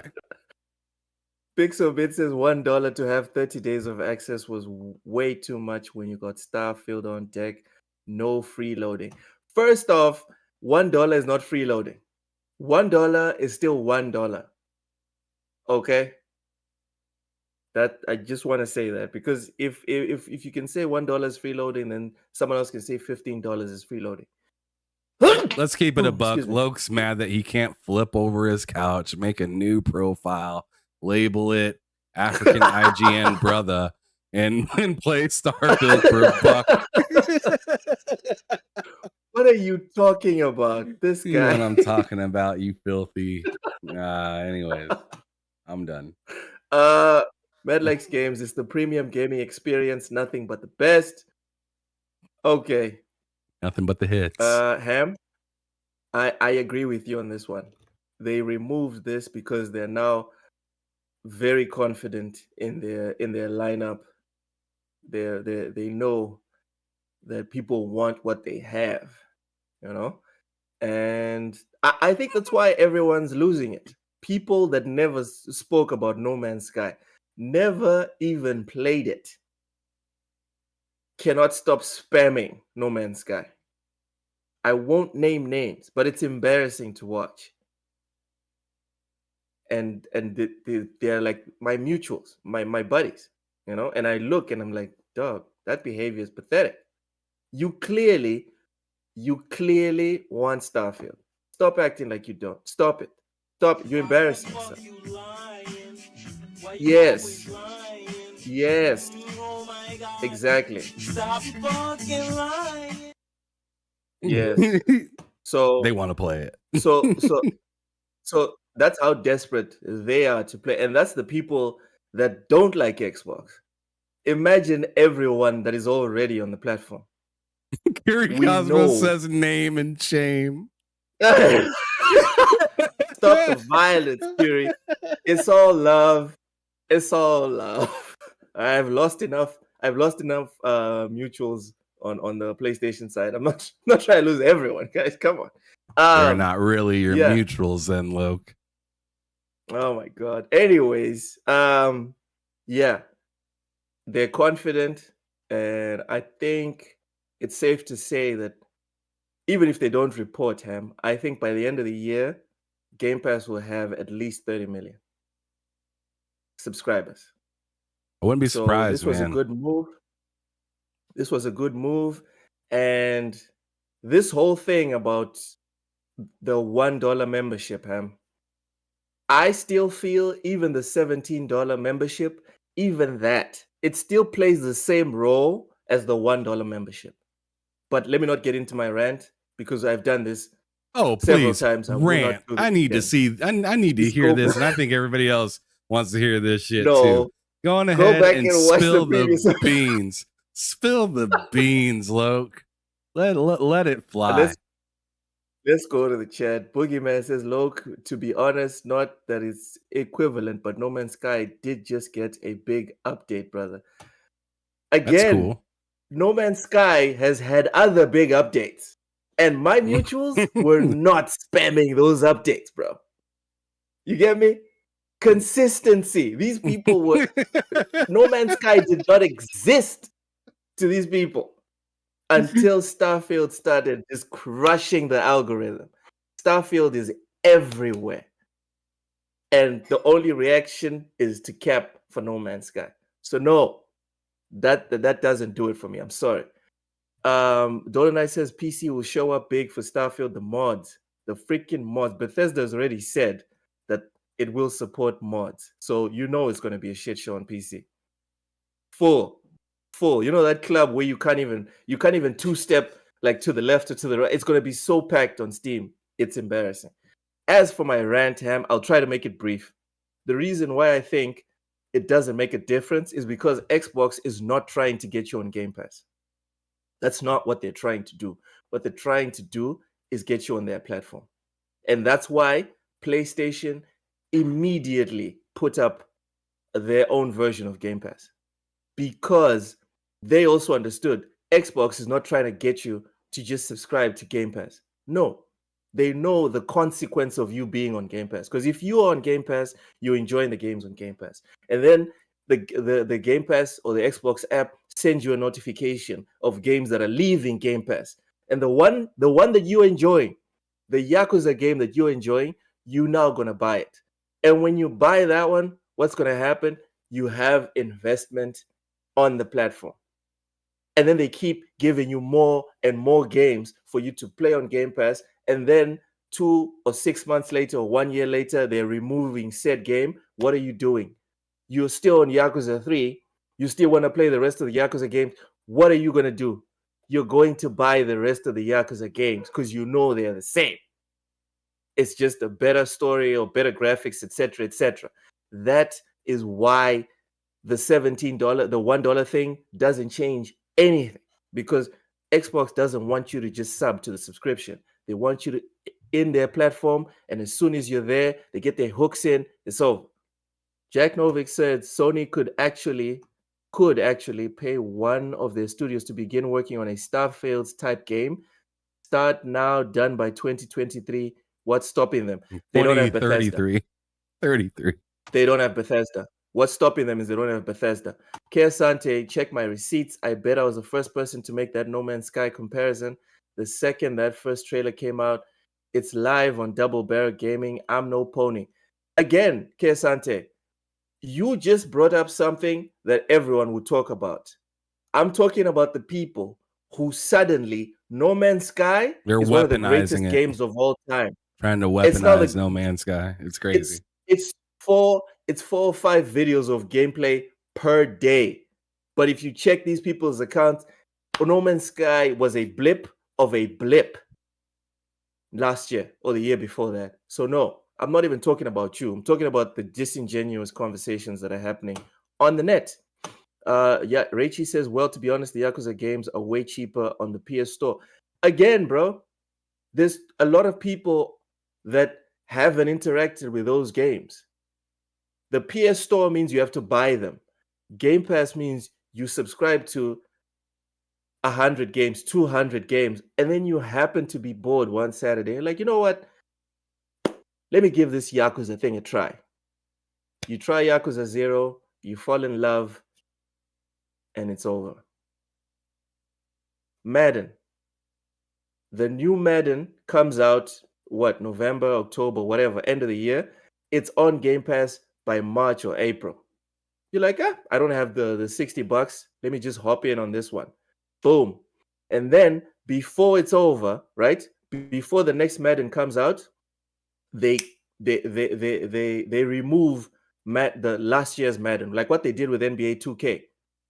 You remember what they did with 2K 2022? They did that on purpose. My pocket still ain't proud of me of that day. And it wasn't just you, dude. One of my brothers had the same situation. He was playing the crap out of 2K22 because 22 came out like very soon after it was released. It was on Game Pass. He's playing it for months on end. What happens? 23 gets announced, and then Game Pass removes 22. What's his reaction?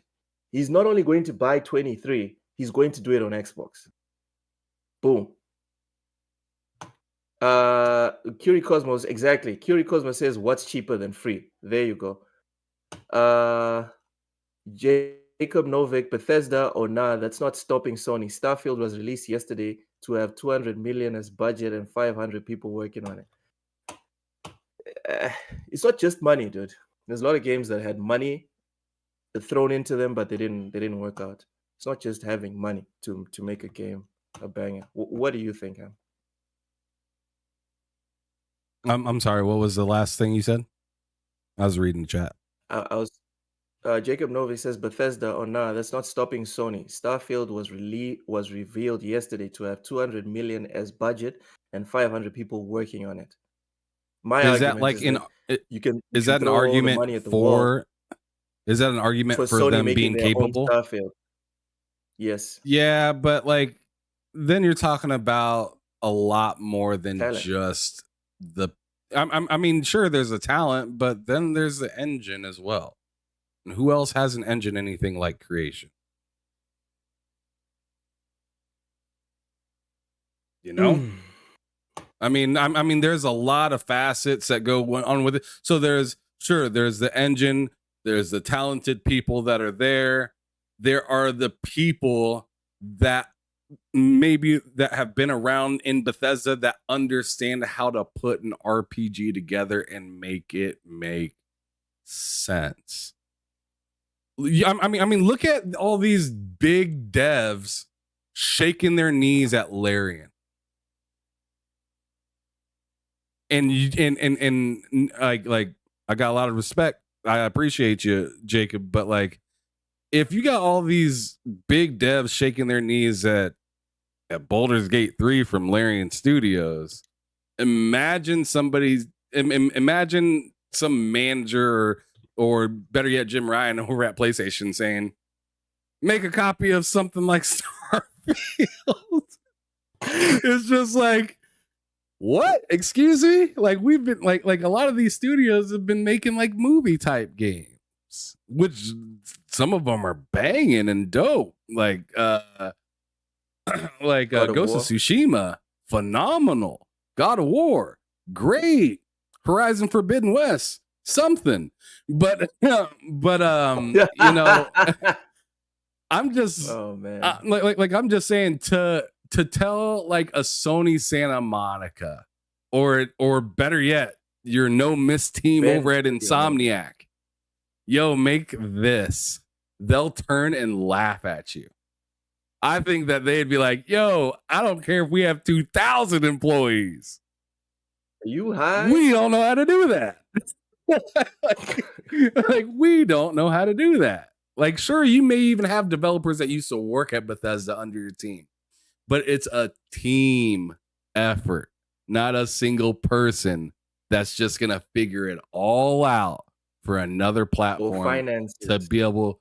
And then on top of that, then there's financing, right? And there's people that have to believe in your idea, and then you really want to just I don't know. I feel like Sony doesn't have to do that to compete. I feel like Sony could do so much other stuff to be competitive in a different aspect. Oh, sure. But I mean, what I'm more or less saying is like, yo, they have some pretty cool stuff that they could do over at Sony. Like me and Matt and some other folks throughout the past few weeks have been talking about the PlayStation Pro console and what they could possibly add to that. And I'm like, yo, they couldn't go a whole lot crazier forward, in my opinion, to offer up anything that's going to run like a 40 series card or something like that. But what I do think they could do, which would be insane, and I don't know how much this would cost to make, but like I think it'd be crazy if they had a pro console that was backwards compatible, a true backwards compatible PlayStation 5. That would make me reconsider what I said about I don't need a pro console from PlayStation. If you can play PS3 games, now we're cooking. Now we are roasting. Right? Yeah, exactly. Beef, that's what I'm saying. Sausage, just killing it. That's what PlayStation like if they allowed that to happen and then use some of them old titles to revitalize and bring them back to today's standards, yo, I'd be like, Xbox, you better look in your rear view. They're coming. They coming. If you think you're in the lead right now, they coming right back. And I would be happy for it. I'd be stoked. Pixel says never gonna happen, sadly. Jacob Novik says, Ham, sorry, no matter what you two say, I think Sony could pull that off if they were willing to spend that much. They canceled a $50 million budget games as a service game. Hey, man, respectfully disagree, but we're all here to share our opinions and thoughts. Yeah. Respect, brother. Hazardor says, no matter how Starfield performs, people will play the game for years. not a single Sony game is on the scope or level of stuff. Facts, dude. Like, why are we even like? It's no competition. Kiasante says they can't offer more than what you see now, maybe more stability, but not more, so they have to lean on other features, sure, but how much are you willing to pay for that? Oof. Yes, Pixelbit. MGS4 would hold up very well today. MGS4 looks better than 50% of the God AAA damn it, games. Pixelbit. You hit the Out. button. And it looks, not only does it look better, it plays better. There's no microtransactions. There's no crazy ass DLC. You get the game, you play the freaking game a la Baldur's Gate. That's why I love the concept of Baldur's Gate. I think everyone should buy Baldur's Gate. Even if you don't like the genre, you don't plan on playing it, buy Baldur's Gate. Because You're tripping. shareholders That was a horrible advertisement. Shareholders. No, listen, I'm serious. Shareholders, they listen to numbers, Ham. When shareholders find out Baldur's Gate sold 50 million copies, someone is going to be like, yo, people stop. What's happening? Can we make one of those? We need one of those. That's how shareholders think. And they're the ones that make decisions. They'd be like, look like CEOs, that game needs a remake. Exactly. Everyone, if you have $70, $80 to spare, even if you don't love this game, buy Baldur's Gate. Buy it on Xbox, buy it on PlayStation, buy it on PC, wherever. Buy Baldur's Gate. We need to send a message to these people high up there in these companies in the language they understand. They don't listen. They don't care about our podcasts. They don't care about our tweets. They care about the fact that most of us are engaging in microtransactions. They care that most of us buy DLC day one. The game is coming out and they're telling us about DLC. They know the game is not complete and we're still giving them money. That is what they pay attention to. So go out and buy Baldur's Gate. If you can buy it on all three platforms, fucking do it. All right? Out of your mind, low, but okay. End of rant. Hey, man, if I could afford it, I'd freaking do it. End of rant. Hazardor, PlayStation good at third cinematic experience. Why bother changing formula when it sells? Yes, let Xbox do what they're good at. Let PlayStation do what they're good at. Nintendo just crushing it in their little corner. Ham, side note, will you be buying Baldur's Gate and on what platform? If yes. If I bought it, it'd definitely be on Xbox. I'm interested in it, but not going to play it until no earlier than 2024. Unless I somehow wake up and turn on my Xbox and see that somebody gifted me this game, I'm not playing it until 2024. I'm not telling any of you guys to do that because it's really unnecessary. Because I would still, like, even if I got that game, if I got that game today, I'd play it up until Starfield. Like, that's really any game. Any game that I'd be given right now or happen to see at the store and want to buy, even if I purchase something for $70 today, I'd only be playing it for like 2 more days. Yeah, it's actually one of the reasons why I feel like so under pressure with Armored Core, because I know once Starfield comes out.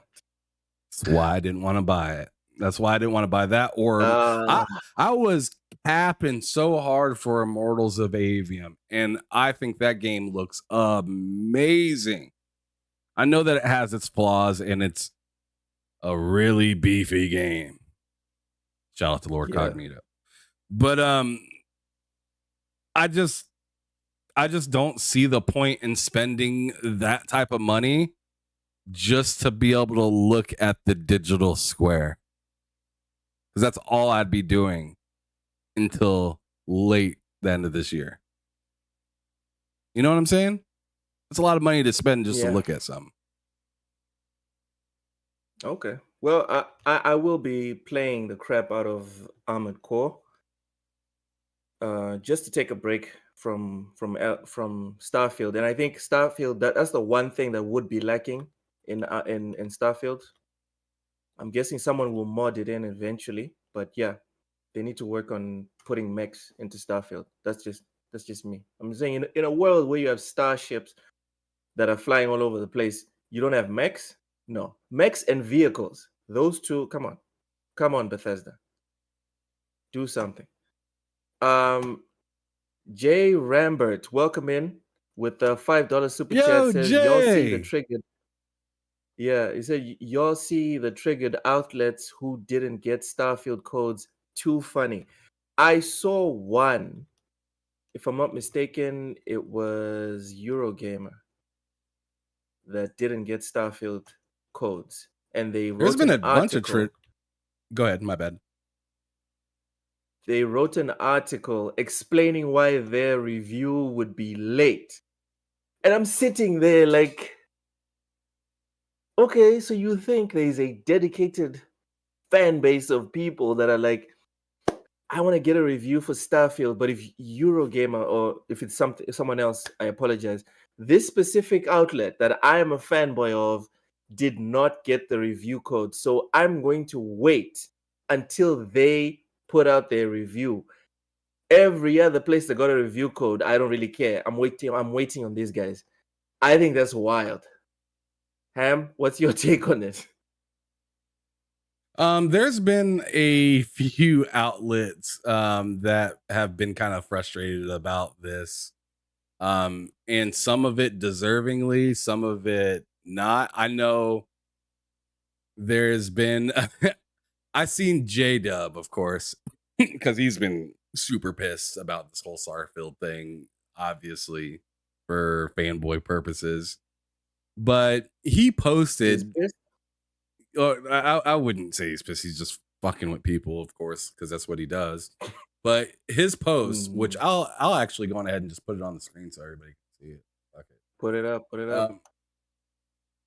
Yeah, I'll click on it right here. Let me zoom into it. He put, and I read, Bethesda didn't want to give Digital Foundry access to Starfield early for review. Then Bethesda says nobody else from Digital Foundry besides Rich and his team can access it either way.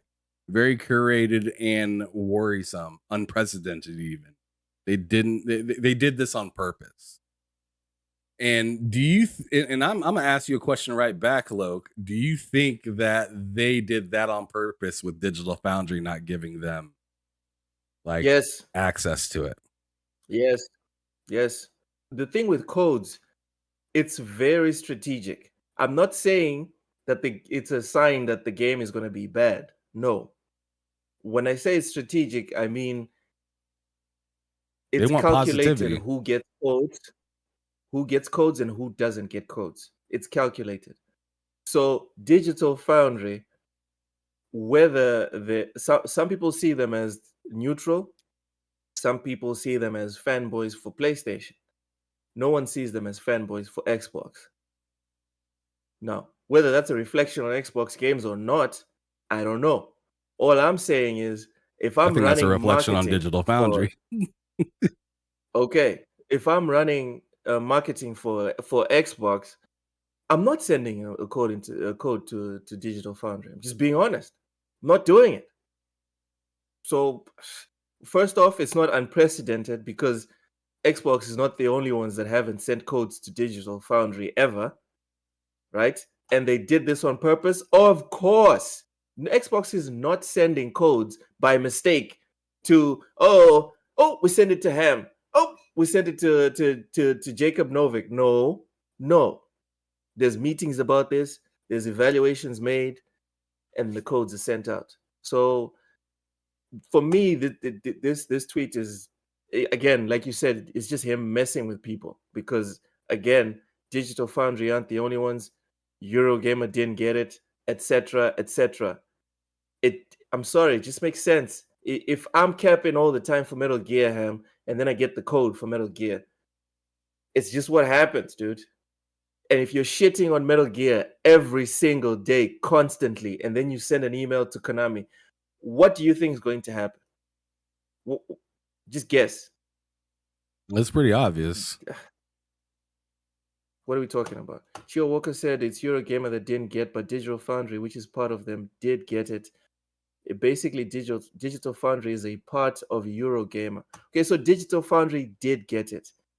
Eurogamer didn't. Well, then I guess it's an efficiency thing. If I'm a company and I want to send a code to TSWS Gaming, then I send a code to Loke, I don't have to send one to Ham. Right? Can we agree, Ham? Yeah. This is it's a less than nothing burger at this point, considering that they did get the damn thing. They just pissed off that everyone didn't get the code. Fuck off with that shit. Yeah, just to read out what this says to prove what Chio Walker was saying. This part of the article says, lastly noted on lastly, a note on Digital Foundry: you should expect to see relatively prompt coverage of the game by Rich and his team after a separate delivery of Starfield code was provided to them. However, this was provided alongside instruction to to me by Bethesda that no other parts of Eurogamer were granted access. This was an unprecedented request, but one I ultimately felt compelled to honor to ensure the access granted to Digital Foundry was not subsequently impacted by any other mandate. So there you go. Yeah. Okay, Vic the Click said Reforged Gaming is mad he didn't get one. You know who Reforged Gaming is, Ham? Yeah, he is exactly what you just got done talking about. Somebody that has been just very negative about like what are you the way Xbox is handling the Series S, the way the Xbox is doing this, the way the Xbox is doing that. The way Xbox powers on probably bothers him. Pretty much. So like just and then he'll turn around and say one of the most disingenuous things that most people say in the community. I got everything though, but I have an Xbox. As if having the console somehow makes you a fan. Yeah. You know? Yeah. Like I can have a Lakers jersey, Loke. I can have a Lakers jersey. I can have it on my wall. But you'll look at me in the camera. You'll look at me through the camera and say, I don't quite understand why you have the Lakers jersey, because I've never seen you say anything good about if I run the Lakers, Ham, I'm never sending you a ticket. I'm not sending you a ticket like up in the bleachers. They could be playing my team on the floor. Like in the bleachers, dude. I'm not sending you a ticket. And okay, up yours too. Jacob Novak. Yeah, Novik brings up a good point. It says, remember Survivor not getting a review code for Gran Turismo 7 because they gave Horizon Forbidden West around 67 on Meta. Guys, we have to remember these are companies. These are not people.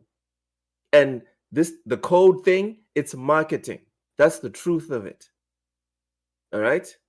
That's why most of the people that got the codes, like no offense to Paris and all these other people that I love and respect, but they're kind of in a tough situation. If Starfield is dog poop, there's a good chance that the most they'll say is that the game is underwhelming. Do you understand?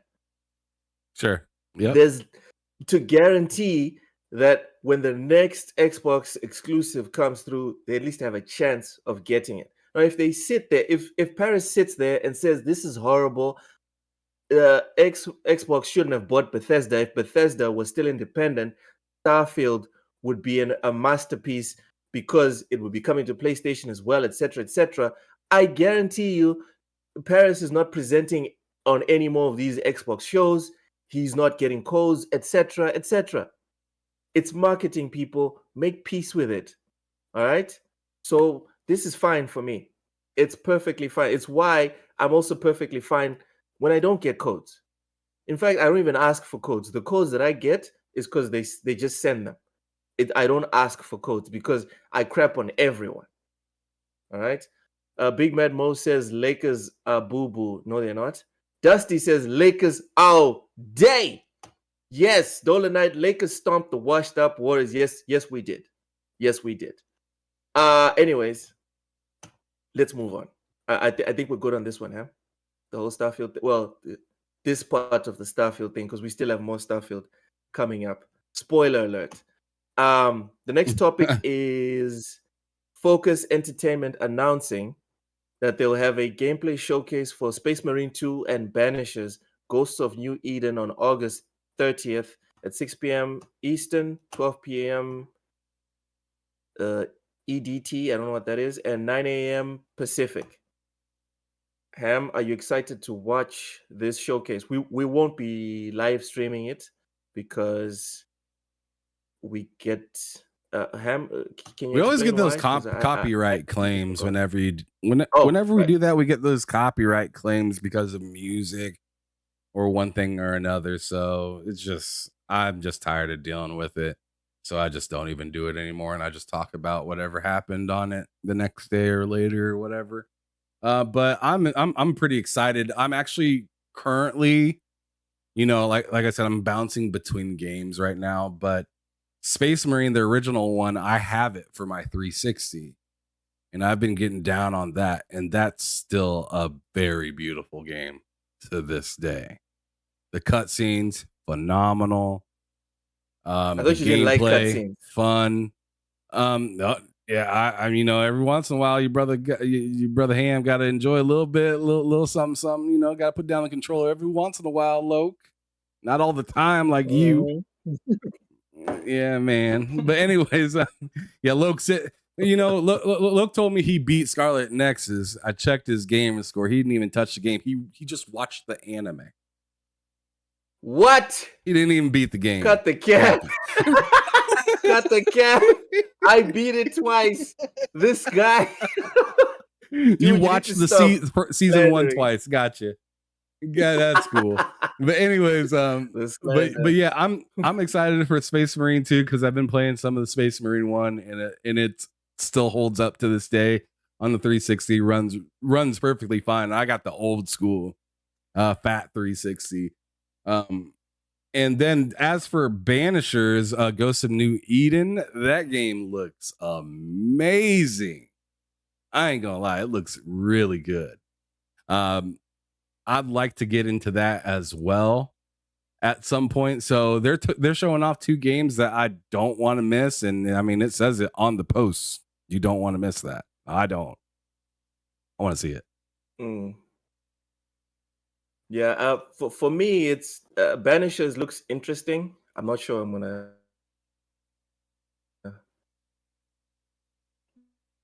I don't know. Banisher looks clean, bro. Oh Lord, a good old Texas internet's kicking in. Got that rural Texas internet. Loke, goddamn, every time, at least one time in the stream, every time. Loses it. God damn. Tragic.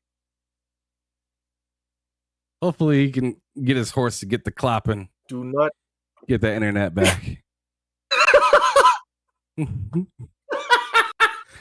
My horse is handling my internet. This guy. All right, is it back to normal now? Yeah, you're good. Stop laughing. Yeah, you're back. This man. Jesus, what was I saying? Okay, I was saying Banishers. I like the romance slant that the trailer gave us. So that was interesting. Right. That romance was pretty cool. Not a day one. Yeah, not a day one, but I'm interested to see what people say about it. Maybe I'll get it after if people confirm that it's actually like a very good game. I'll say this, Loke, real quick. Space Marine looks like a day one, and I agree with you on Banishers. That I'm very interested in it.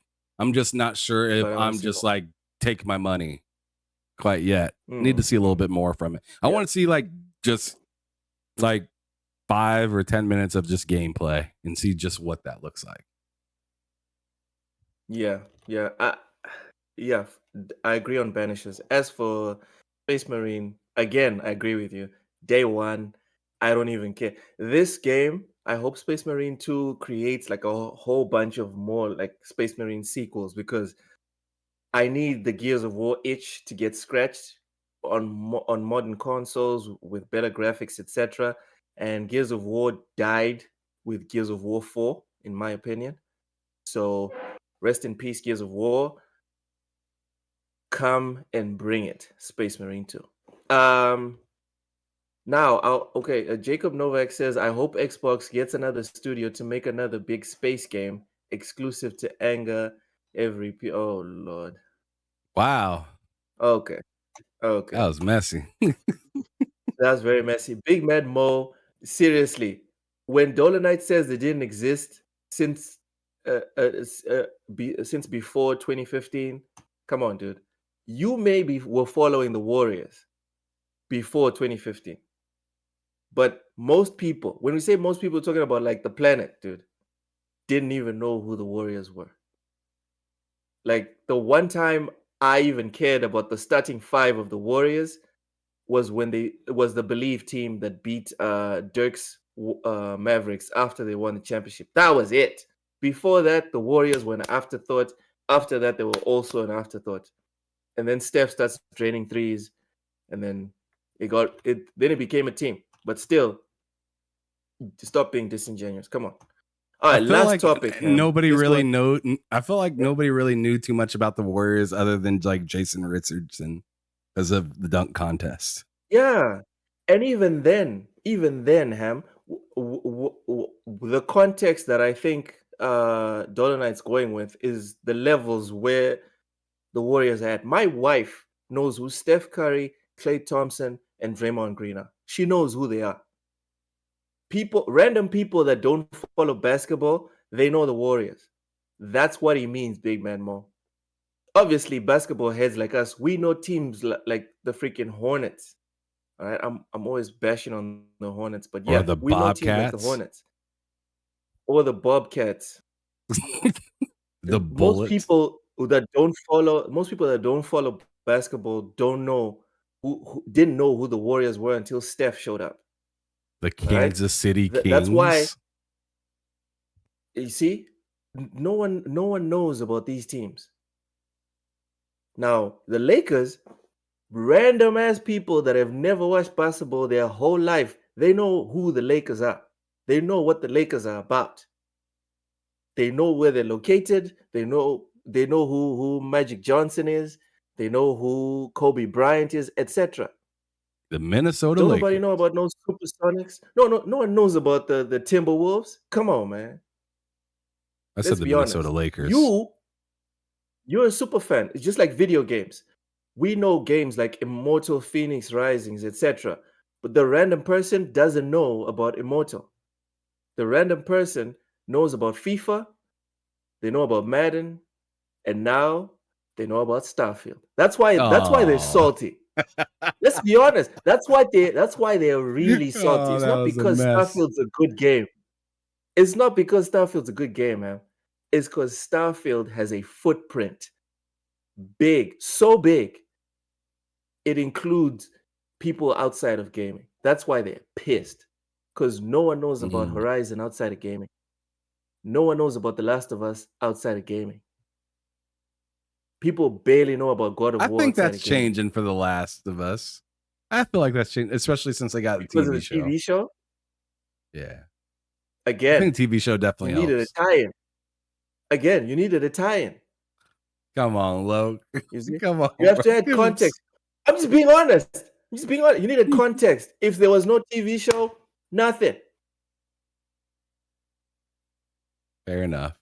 Outside of gaming, no one knows about Forza, but people know about Gran Turismo outside of gaming. Very true. I'm just saying, there's levels. All right, last topic. I didn't want to talk about this, but I guess it's necessary. Why do you say that all the time? I'm starting to feel like you do want to talk about it. Every time you I say don't. I don't want to talk about this right now. This one But you talk about it specifically. every This one time. specifically. No, no. This is a new one. This is a new. It's a new troll thing. People put up videos of the Starfield character running in a straight line until they found a boundary. Ham, what are your thoughts? The whole boundary issue thing. I was trying to dodge Twitter so hard. I'm just gonna leave this crap up right now. I've been trying to dodge Twitter so hard of not seeing anything that spoils the game at all. And to me, finding out that there was a boundary was kind of a spoiler for me. So like I didn't like hearing about it even. Yeah, but it was. But as for now that I know, and it just kind of is what it is, and am I happy or mad or sad or frustrated about it? Like I got 1,000 locations I can go. I think I'll be boundary okay. Gate. Pixel says boundary gate. Yeah, that's pretty much what I mean, just like Puddle Gate, is boundary gate now. So I mean, but like I said, yes, Jacob. They like this. They said from your ship or whatever, wherever you land, you'll have like 45 minutes worth of like if you were to walk into like a straight line, pretty much, like you would then hit the boundary or something like that. And I want to ask, like, how many people really just like went all over a planet in No Man's Sky? Because I can tell you what, I didn't. I got the resource I needed and left. But you're not a real gamer. Real gamers ran the entire circumference of every single planet. Because I'm gonna. You're not a real gamer. Because I'm gonna spend 40 hours going around one planet, turning over every stone for no reason. And then I'm going to work my way to 999 other planets and do the exact same. Like, stop it. Like, nobody's doing that. It would be cool, sure. But as other folks have said, like, if they focused on that aspect of being able to walk around the whole planet, then there probably wouldn't be as many NPCs in the game. Probably wouldn't be a lot of other things, a lot of different assets that are included in this game that make it different or good for what it's supposed to be. So I'm not buying that that's something that I need to personally worry about. Now, if every map was like the size of like a big team battle map on Halo, then yeah, I'd be a little flustered, because that's not that big. Yeah. And you're gonna tell me to go to 1,000 different places of that size? It's just like, I don't know, that to me just wouldn't make any sense. But the scope and size that Bethesda goes with their games on their maps and stuff like that, like, bro, please. I got 1,000 of these things, and you're telling me to get frustrated about a boundary that's going to take me a while to even hit? I'm good. Chill Walker says, Todd said during the direct that when you land, you will explore your area. He never said the whole planet. Chill, are you a lawyer? Seriously. I'm not trolling with you. I'm just saying, damn, this guy's reading like all the terms and conditions, being very specific. Appreciate you. What do you think about the extra context here from Chill? I mean, it kind of just goes back into what I said. As long as there's plenty to keep me busy, and it's big enough to where I don't feel like I'm like claustrophobic, which I just don't think is going to happen at all in that game. Then I'll be fine.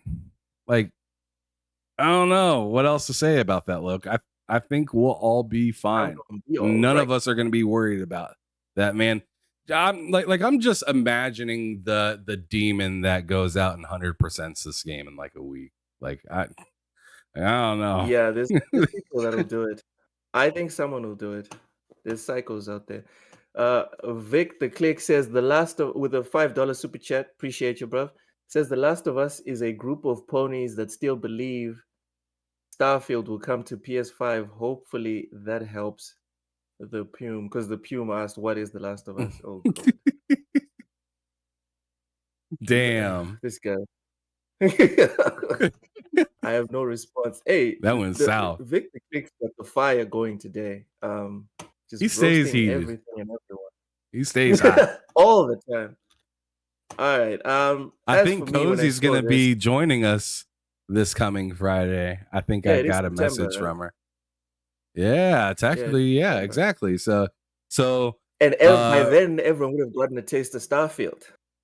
So there you go, Vic. I know you're excited to see Cozy come back, especially after all the disrespect that you've been giving us. In her absence. Talking about sausage fests and all this stuff. Damn, like you don't even like us at all? Jeez. Okay, well, we like you. Ham, when I saw this, I just sat there thinking, I think we pay too much attention to people that aren't looking to have fun with video games. Right. Because I think we forget what this is. This is games, right? And we do this for entertainment. And all this bashing and whatever, it seems like people aren't looking to like have fun. They're more just interested in just stirring the pot and pissing people off and starting a fight essentially. And I'm not pressed about it, honestly. This is one of those leaks that for me is kind of okay, whatever. Okay, so I can jump on every planet and I can run in one direction for 20 minutes, 10 minutes. Okay, whatever.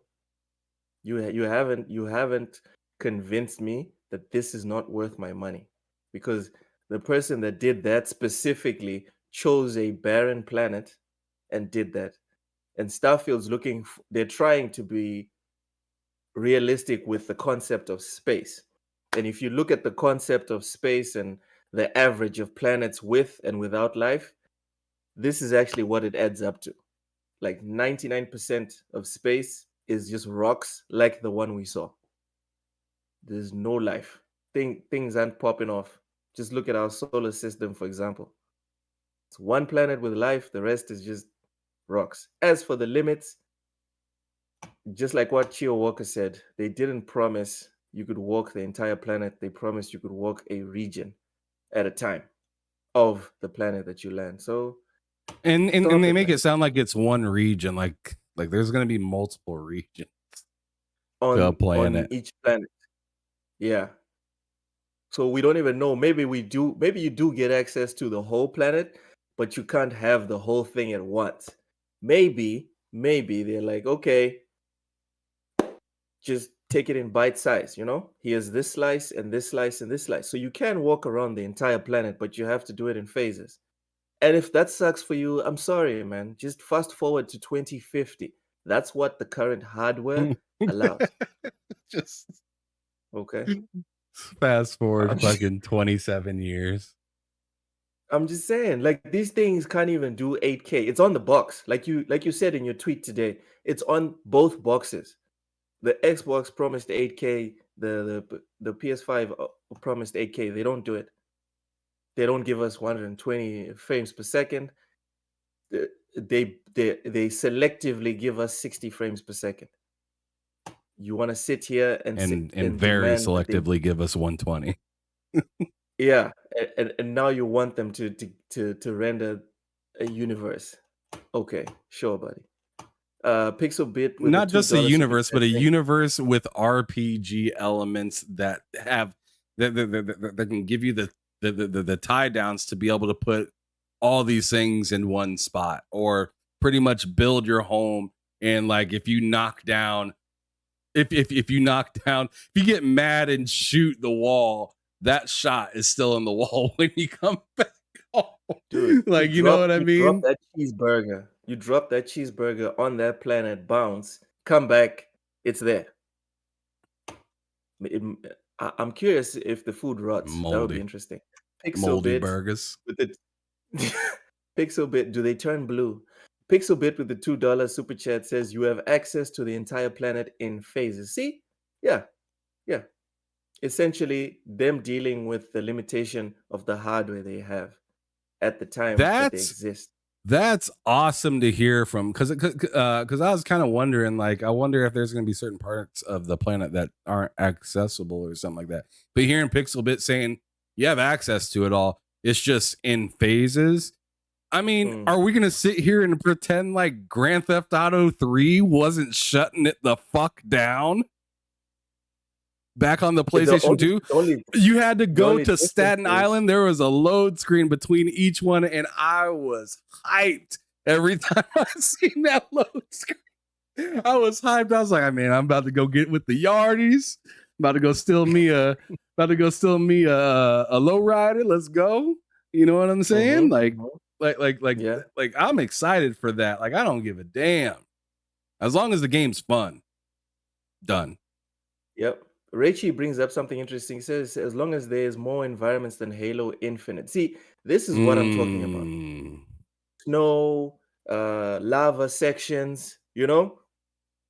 Give me different variety of types of planets. Give me a planet that has crazy amounts of wind, so I have to walk in a weird way to get to my destination. You know what I mean? Stuff like, give me things that feel alien, you know? Did you have any ideas to add as well? Yeah, if there's water on the planet, you're just going to have to just wakeboard across to the next country. Well, unfortunately, that's what people wanted to do. Yeah. It would be nice. But yeah.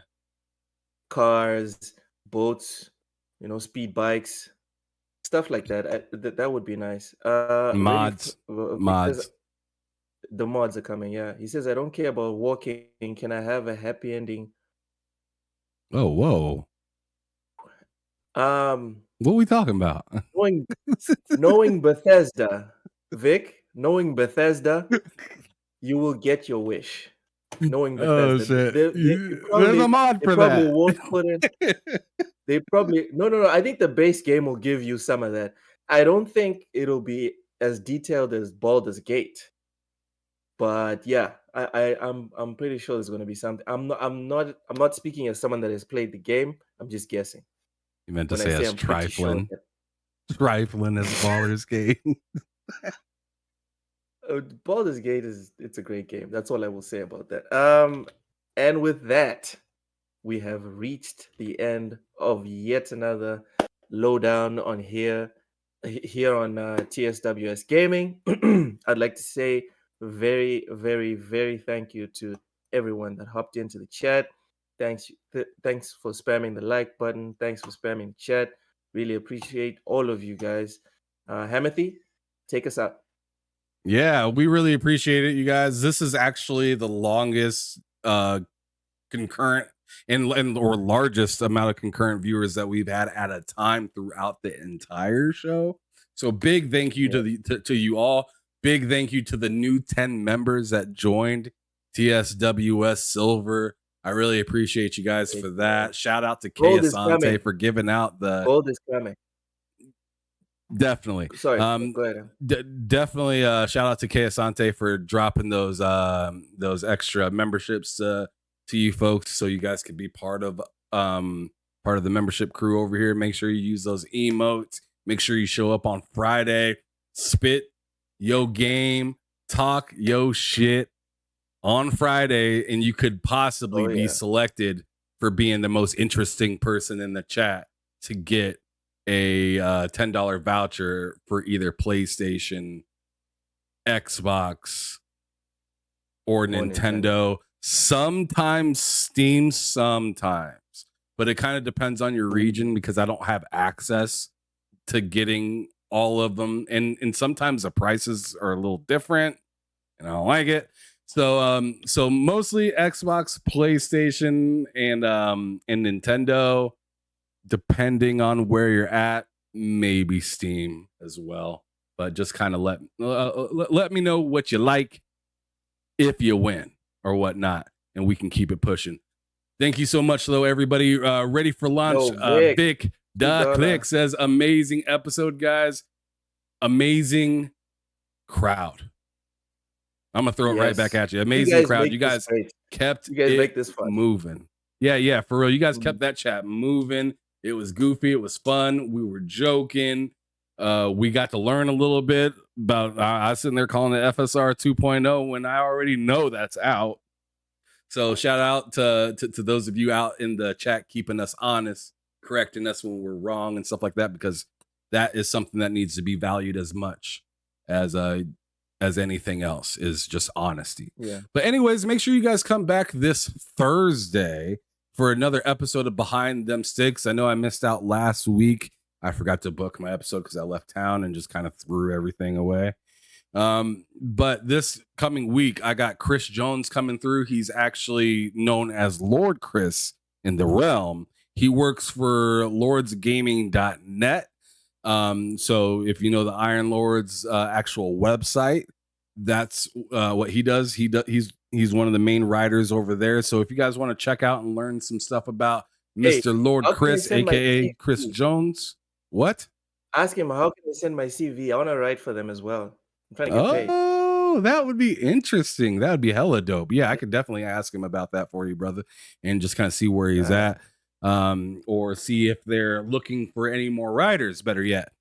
But yeah, you guys make sure you come through for that. I definitely have a pretty stacked month coming on. So if you guys are curious as to who else would be coming on Behind Them Sticks in the near weeks, I got Chris, as I said, but I also have Post Up coming the following week. I'm working with Ginger Prime to get him on the 14th of September. The 21st, I got Complete Xbox Dave, and then also I actually have a double show that day with and this is interesting. That day where I have the double episode, it's Complete Xbox Dave, but I'm also having an episode with a doctor somebody that specializes in like kind of gaming psychology and stuff like that. I thought that'd be really interesting to have. So I have her coming through as well on the 21st. So that's going to be a double header. And then on the 28th, I got Baron from Level 1 Games coming through. The week after that, I got Karim Jovian.